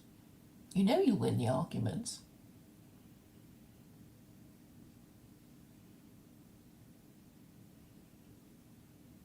I mean, you can do it. Carol can't. You know, she's got a fake account, but she still can't do it. You show your face, people know you really are Vincent Bruno. You're not some avatar. And you've been doing it for so long, and we've been doing it together. And actually, I've got, such nice comments. People kind of like us talking. Because we develop our arguments. It's not always the same.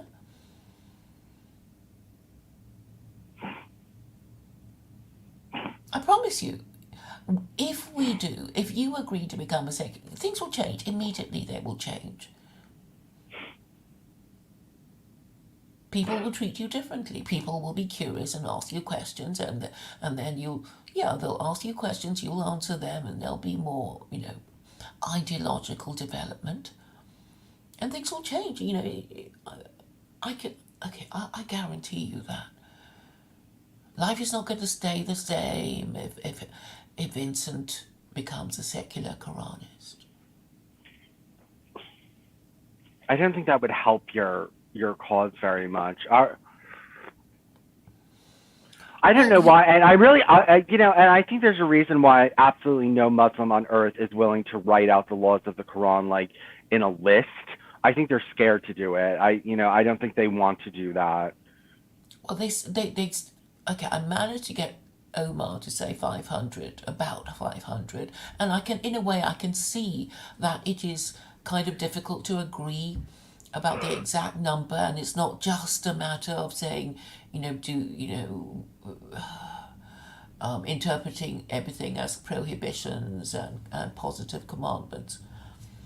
But if you read the Quran, you might know. But I think it's worth a try. I mean, you haven't done any, you haven't been doing anything much, and now we've got a very nice package that we can put together and sell to the American people and the rest of the West. And the fact that it's you and me is the supreme irony. People will just not be able to contain themselves.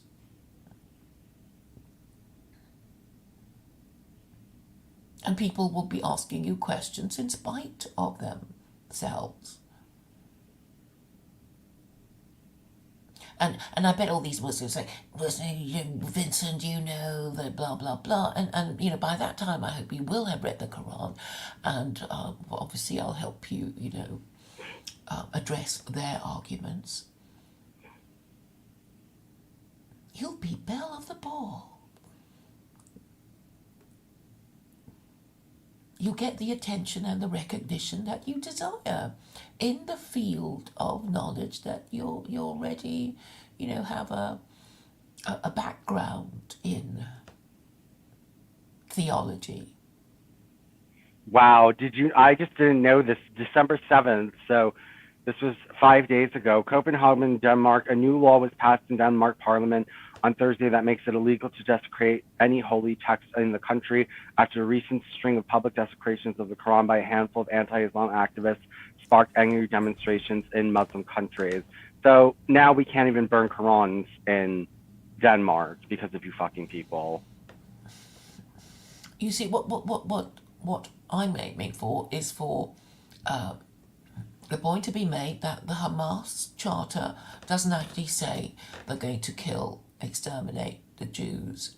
I'm going to be arguing that that they're actually conditional Zionists. The Hamas actually say Jews have a right to live in Israel, but under Sharia. And when Jews in Israel do, then the rest of the West will be thinking about adopting their approach. Of course, I'm going to be selling, secular Quranism with Israeli characteristics to the Jews in Israel. But, obviously, any movement on your part in the direction that I hope you will move in will bring up, will bring up a good steam of publicity. And one of the nicer things that people have been saying is that secular Quranism is brainworm. Do you know what that means? Not exactly. I mean, people have different definitions for that. Well, it's not literally a worm in your brain, obviously, yeah, but you've heard of earworm, haven't you? Kind of. In terms of music, it just stays in your ears, even though you haven't, you're not playing that piece of music. So they're basically saying it's an idea that will remain in the consciousness of people, even though they hate it. And Jen Sharf actually complained that she couldn't unthink secular Quranism. Well, So I it's mean, useful. it did, yes, it does, get into your head and make you think, and I think that's a good thing, and I mean, yes, I mean, the thing is that getting white people to think legalistically and in a set of rules and like laws, and we don't need the Quran, we need to invent something ourselves. But yes, these legalistic laws, and less about proper belief, less about having to believe how God is and all this other kind of stuff. The white people are all about proper beliefs, and it needs to be about proper actions.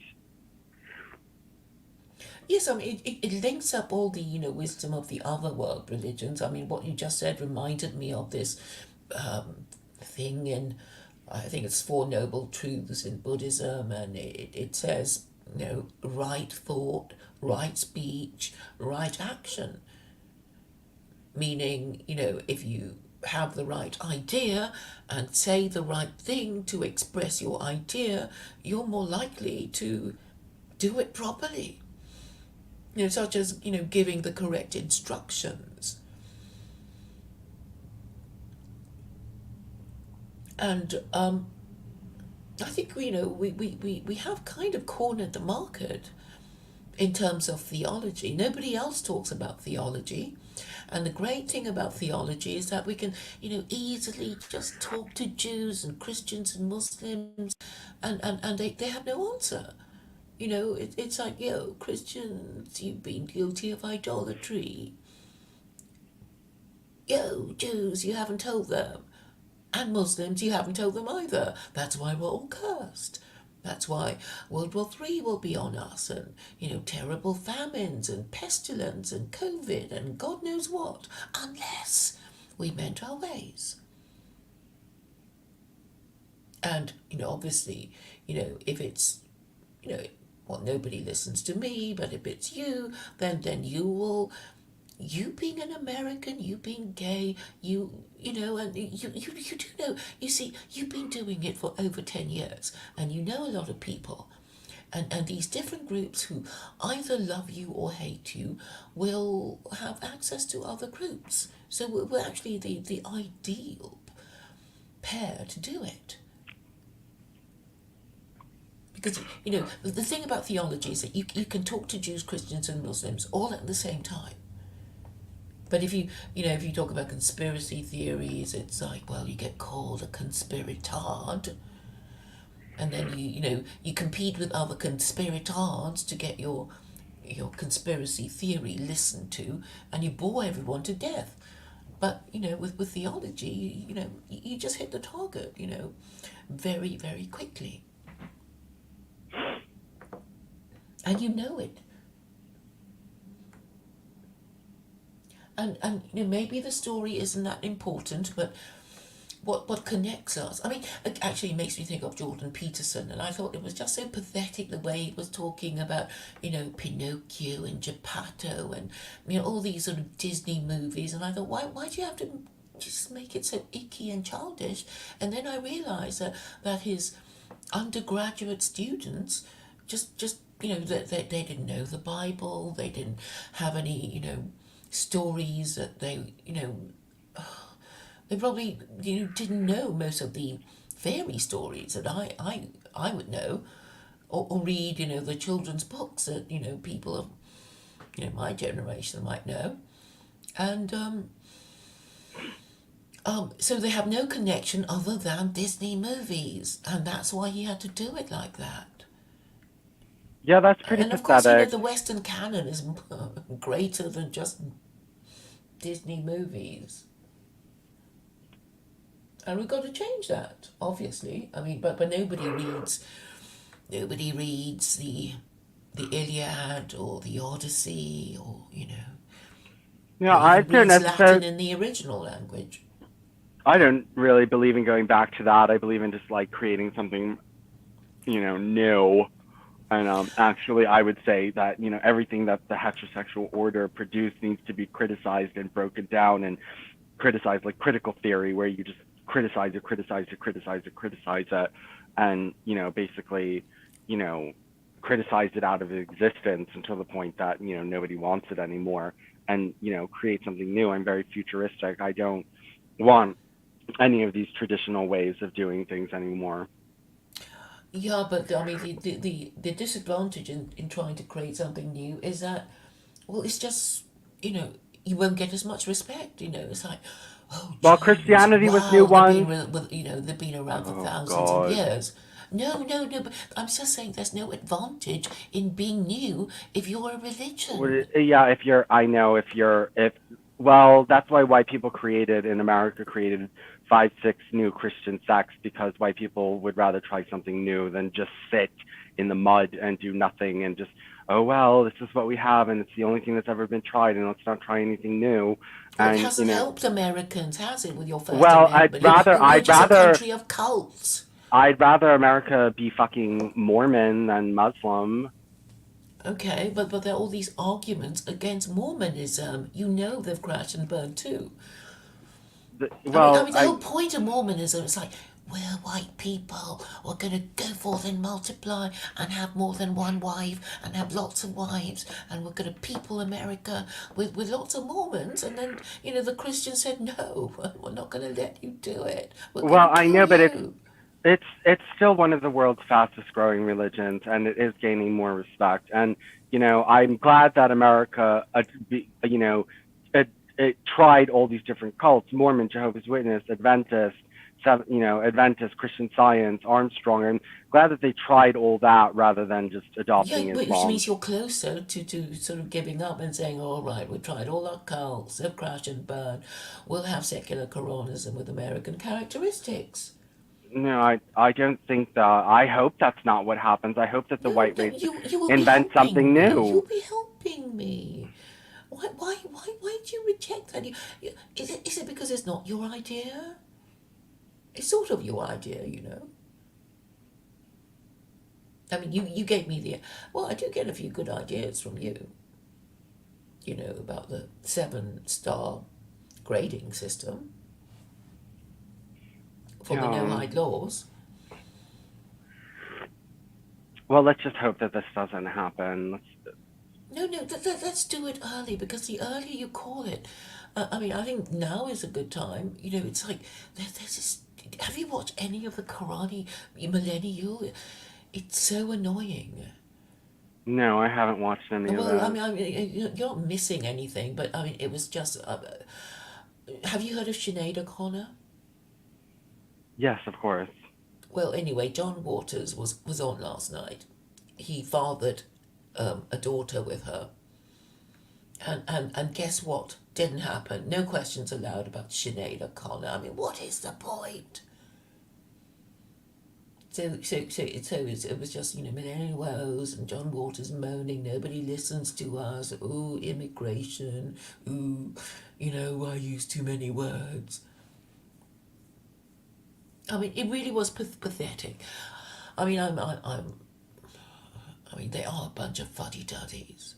And we're not. We're developing ideas, and if you drop the bombshell that you're going to be the first American gay secular Quranist, you will get a lot of interest. You mark my words. Ugh, I don't think so, Claire. You know how revolutionary the idea is, and you yourself want revolution.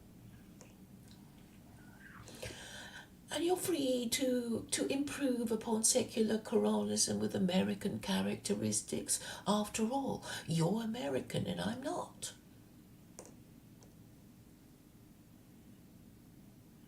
I mean, you enjoy studying rules, so I think you'll find,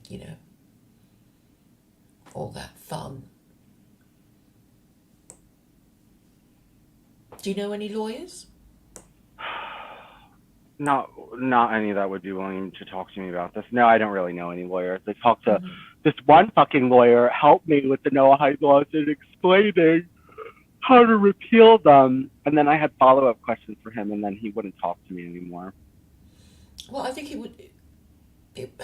The thing is, it's of no legal effect. This No, well, no. proclamation. The question was, it does say to celebrate with appropriate activities, and the question is, what is an activity related to the Noahide laws? But even no. But just because it has no legal effect doesn't mean it can't be repealed. It's about making a statement. The law can still be repealed even though it has no legal effect. I mean, as far as I can tell, if God exists, God will be saying, well, you Americans, you said you were going to be Noahide. What the hell is this? I see in your country what you're doing. It's the opposite of Noahide. You're going to get punished. I mean, that might be the,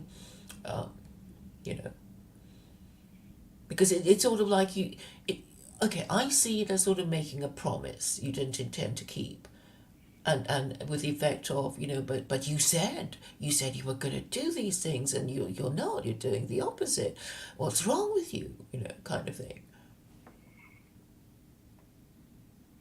So I think that could be quite persuasive and frightening Congress if you want to go that way.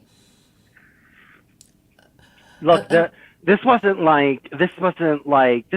sneaked in more so than like an agreement on the part of like the whole country. It wasn't like people were aware of what was going on except for the people that signed it into legislation. And I don't think that they meant to use this, but they're putting it in there so that when the time comes and they can say, well, look, it's time to pass Noahide law because, look, you've already admitted it's the foundation of your civilization, so why not just make it legal? Yes, I mean, because I think the only reason why they got through was because of the way it was all phrased. Because individually, I mean, who's going to object to any of them? Apart from maybe idolatry and blasphemy, to atheists who can't see the problem. But for Christians, they would have to go along with it because the first two of the 10 Commandments that Christians accept is no idolatry and no blasphemy.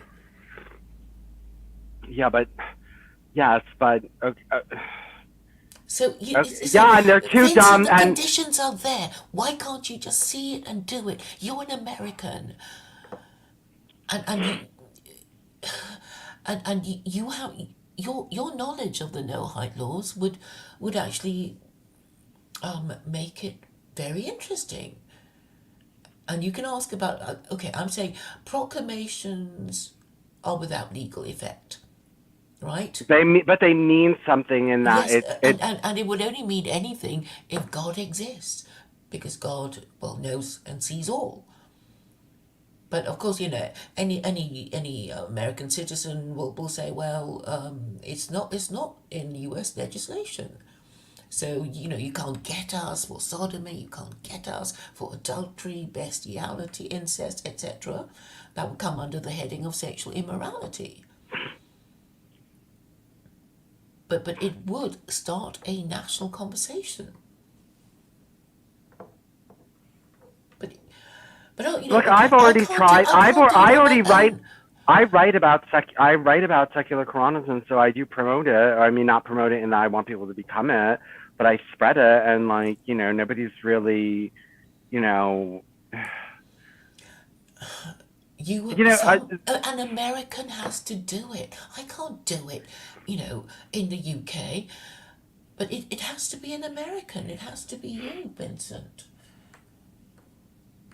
I think it's a huge opportunity. And okay, the thing is, I'm not saying, oh, I'm asking you to jump off a building. You, you can always say, okay, I've changed my mind. I'm going back to my old ways. I was only joking. I didn't mean it. Whatever. But I'm saying, just you know, make your own proclamation that you're secular Quranist and see what happens. See if anything changes. And if nothing, you can always renounce it. I think you'll be invited on a few shows. I mean, the Muslims will be. Ooh, I mean, you'll have a lot of fans in the Muslim community, I'm sure. not if I did secular Quranism. They don't like secular Quranism. Well, and then you can defy them and say, well, secular Quranism is better than your stuff. And that's what you want it to be, right? You want secular Quranism to be better than their Sharia, whose horrors you have already pointed out earlier. And also you will have your revenge on all the people who mocked you, those crummy white nationalists who probably won't even understand what's going on.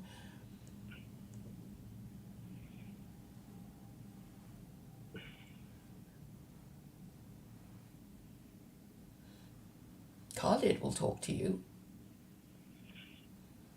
And he's actually Yes, a but now member of the I most. wrote to. He wants to now. I talked to him and I want to do another shit, but he wants to talk about if it's logical to believe if God exists. This is stupid bullshit. I mean, like this is like it's like the fact. Unfortunately, the Judeo-Asiatics got the whole world sucked into talking about whether a God outside of space and time exists, rather than God being material, and just study material science, and you'll learn the mind of God. And it's taken over the whole fucking world. Yeah, because it's such a powerful idea. And No, I'm it's a saying, stupid idea. It's a stupid idea that stops people from thinking about science all day and gets them thinking about mysticism, and that's just not important. I don't think it's mystical. It's not No, to mysticism, it's say philosophy. It's to say that philosophy. God, where is this? What is outside of space and time? Where is this place? Can you show it to me? Can you show me where outside of space and time? Can you show me where God lives, Claire? I don't have to. All I have to do is draw a diagram on a piece of paper and draw a circle. And I'll say the circle is a universe, and obviously we're part The of. universe is in a circle. It has just really It no doesn't matter, end. it's just a representation. Yeah, but you're closing off the universe. The universe just extends and extends and extends. It's not a contained. It's not a contained circle like that. We have to assume that the universe comes to an end somewhere, don't we? If we hypothesize the existence of the Abrahamic God, God would be greater than his creation. This So, is okay, it's pointless. I know. think of the paper as God and the circle as universe, as creation. And there you have it. God is greater than his creation. Okay, there was no need to think about that as long as you could just. You only have one reason for not believing God is material, and that's because it's idolatry. But you have no real reason to be against it. You just don't want people. You just don't want science being religion because the darker races are not as good at science, and they just don't want to think that they don't want to think about that all day. They want to meditate and talk about God being outside of space and time and all this nonsense. And No, I you don't talk infected about white these things. you don't, You, but Muslims do, and you infected the white race, and that's all these Christians are into it now. And the old white way is materialistic polytheism, and this idea that and like the Mormon God. I want to talk to Khalid about the Mormon God. He doesn't want to talk about that because that makes too much sense. That's because I'm well, he saying with the doesn't know. Mormon, He probably doesn't know anything about Mormonism. I did talk to him about it. It's just that he doesn't want to talk about materialism. He wants to talk about nonsense and things that we can't prove. The things that we can't prove, and talk about things we can't prove all day. Look, you must have heard agnostics saying that the existence of the Abrahamic God cannot be disproved. Do you understand what it means? A materialistic God can't be disproved either. No, it's nothing to do with him being materialistic or not materialistic. It's basically saying that the bargain that Jews believe they have made with God is an ongoing bargain. It is an ongoing, but they talk about their covenant, right? That's what it. So they still expect to go. Well, the ones who believe anyway go to heaven if they didn't do all the bad things that sacrifice their place in heaven, and that is the bargain. And for as long as people want to go to heaven or want to obey these laws, there will be religion. Because the people who want to obey the law will know that belief in God will help people continue obeying these laws from generation to generation, and that would help with their birth rate, Vincent, their birth rate, the white birth rate. I don't want to do it the old way. I think that the white race needs to be inventive and try something new, or just Well, perish. isn't this quite? It will. A lot of invention will be required to get people. What's the word? On message about this secular Quranism thing. We, well, I think I've been quite inventive and counterintuitive. But it's by no means a completed project. It would just enter the second phase, I think. Oh, I haven't really counted the phases. When you call yourself a secular Quranist. Because that's the only way to make people take it seriously, right? Okay, Naresh Kalia is a Hindu. He calls himself a secular Quranist. He's also British, but we're talking about status here. And you, as an American, are a citizen of the global hegemon, and we're just the vassal states of America. Nobody will listen to us. Even if we went to our prime ministers, nobody would listen to them. I'm not kidding when I say the American people are the most important people in the world because only they can get rid of their government, their corrupt and incompetent ruling classes, peacefully and legally.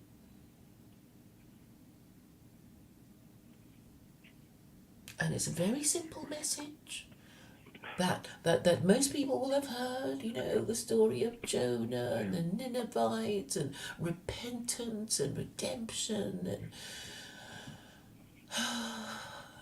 Shuvah, as the Jews might say.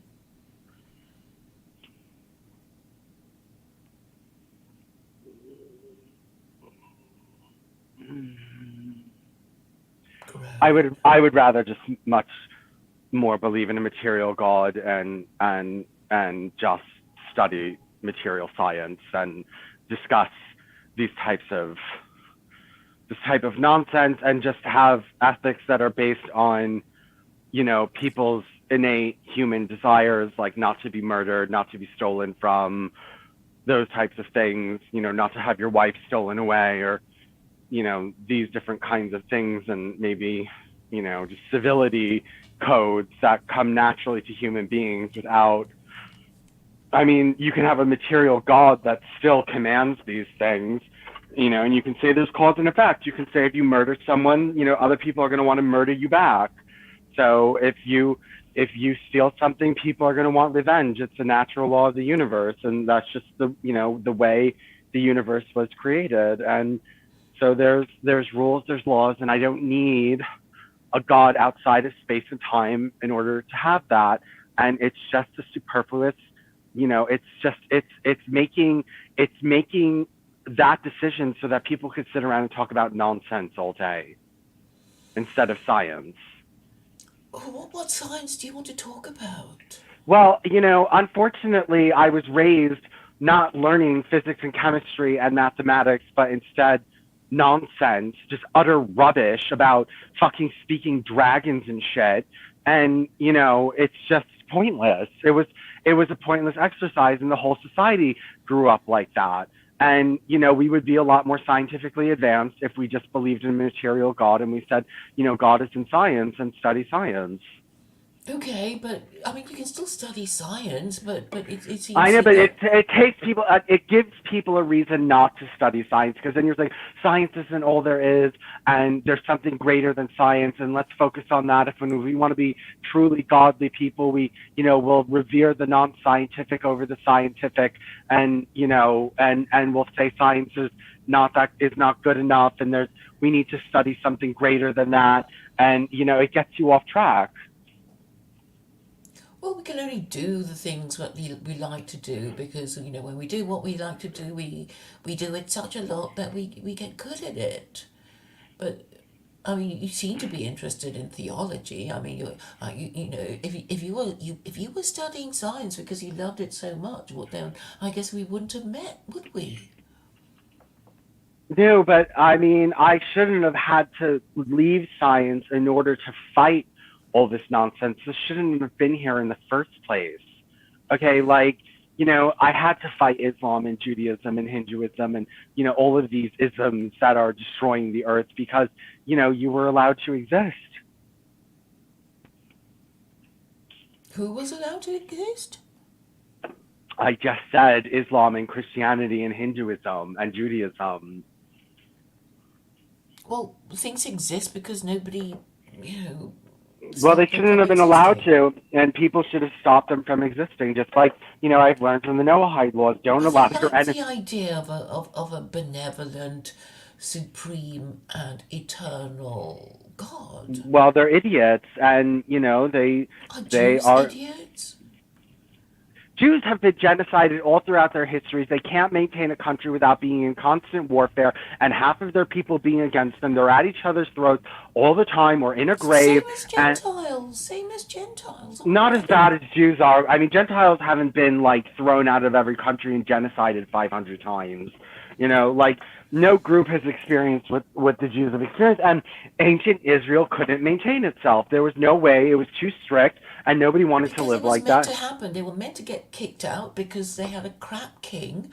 And, okay, I'm saying, what if you believe in Leibniz and what he said about living in the best of that we live in the best of all possible worlds, then we have to accept that everything that has happened was meant to happen, and the future is yet to come, and the future is, well, the Jews in Israel submitting to Sharia, and the rest of the West. Okay, Light Woman is asking, a material God is going to help because then I'm not going to be thinking about a place outside of time and space.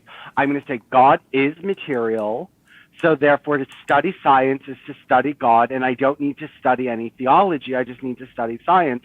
And I said you would get ethics simply from innate human natural desire not to be murdered, not to be stolen from, to be generous, like, and you don't need Allah to tell you to be those things. The Quran wasn't given by God, it was by humans who had good ideas. Some human came up with a good set of rules in the Quran for people to live by. Some of them are good, and that's what happened. God didn't give them, men gave them. Well, it would help these laws being. These laws would be obeyed from generation to generation if people actually believed in God, wouldn't they? Well, you don't need to. And if we had just started out with a materialistic, liberal, secular government that said, "Don't steal, don't murder," and made natural laws that keep your contracts and these different kinds of things. The more good questions from Carol. I have to step away, but I do hope you'll answer them in detail. I Well, actually share. I was just answering them. I answered the thing about material God and how does scientific keep people from stealing. That it's science doesn't keep you from stealing, but there is an innate desire in humans not to be stolen from, and we feel that there's been an injustice done to us, and we naturally don't want that done. So it makes sense that humans would naturally prescribe against theft. And the Quran did not come from Allah. Some human beings said, okay, it's good not to spread suspicion amongst people, and it's good to keep your contracts, and it's good not to enter your parents' room without asking permission. Um,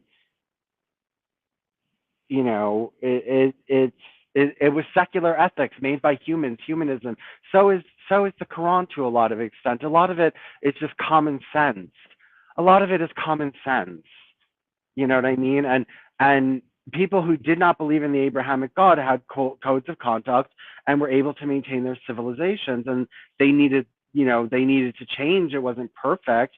It's not set in stone like Islam is. It just needed to get better, and it did get better, and it improved in the West. And that's what all these Muslims are coming here for. They're coming for, to live in our, materialistic, secular ethics lifestyle, and you're trying to change it. And and I don't want white people thinking about God outside of time and space, so they have something else to think about besides science.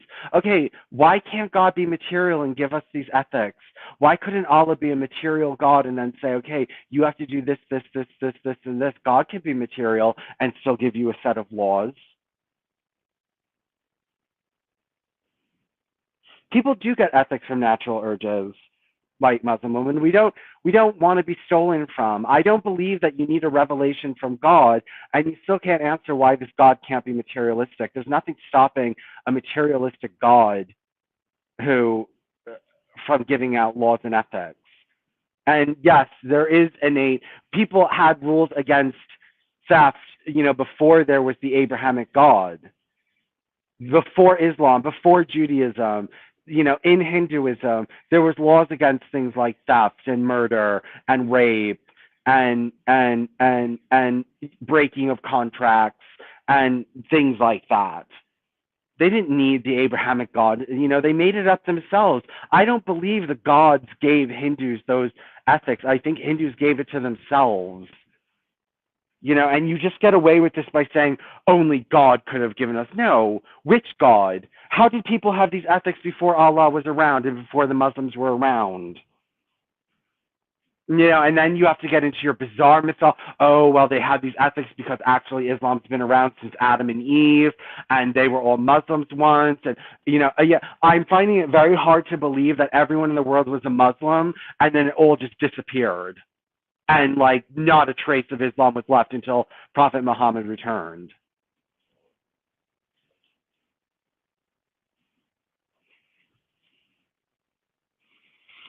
Hold on.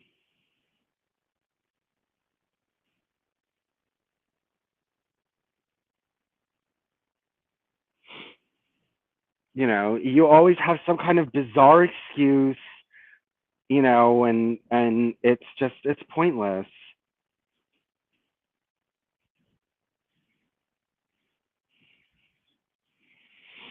Ethics is not stealing from other people. What you are suggesting won't go far enough. Yes, it would.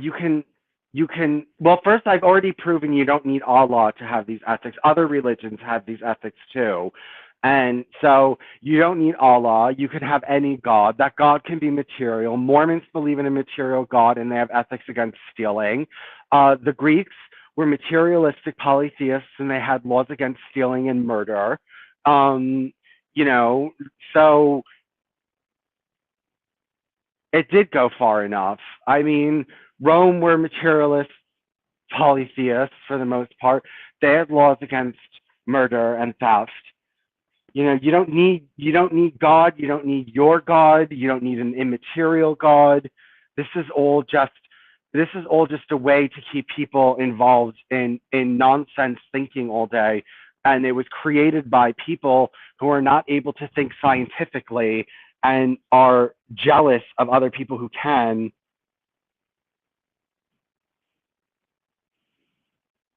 Not wanting to be stolen from is not the same, but we have empathy. White men, yeah, Muslims don't have empathy. A Muslim wouldn't sit there and be like, I don't want to be stolen from, so I wouldn't steal from someone else. Yes, that is a white ethic. You're not going to get that. No Muslim would sit there and say, well, just because I don't want to be stolen from doesn't mean that I'm not going to steal from someone else. Like, you have to have empathy and say, I want what's done to me to be the same for other people. I want, okay, you're saying I want a law to stop stealing from me. And if I want a law from stop stealing from me, maybe it would be in my best interest to make sure that it was for everyone. What are you going to do? That's practical. What are you going to do? Make a law that's just to prevent stealing from one person, but everyone else is okay? Who's going to think of that?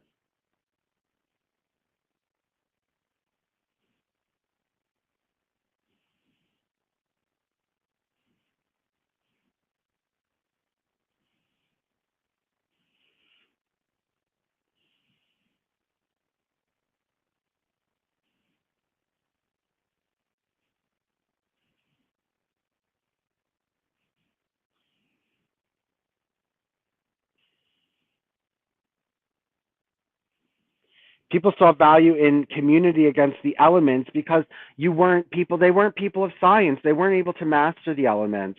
They weren't able to change the world around them in order to shelter themselves from the elements. The white race was able to do that. We're the race of fire and water and earth and air and controlling the elements and science and building and infrastructure and all these different kinds of things. And in Egypt, they still don't even have a garbage system.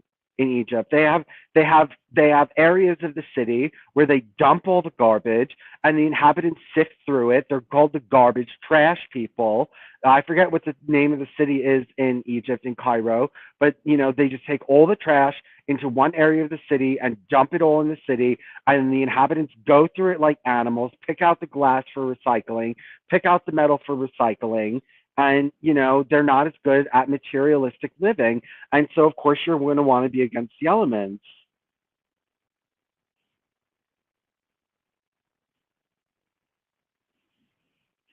Claire, are you back? Let's see if she's coming back.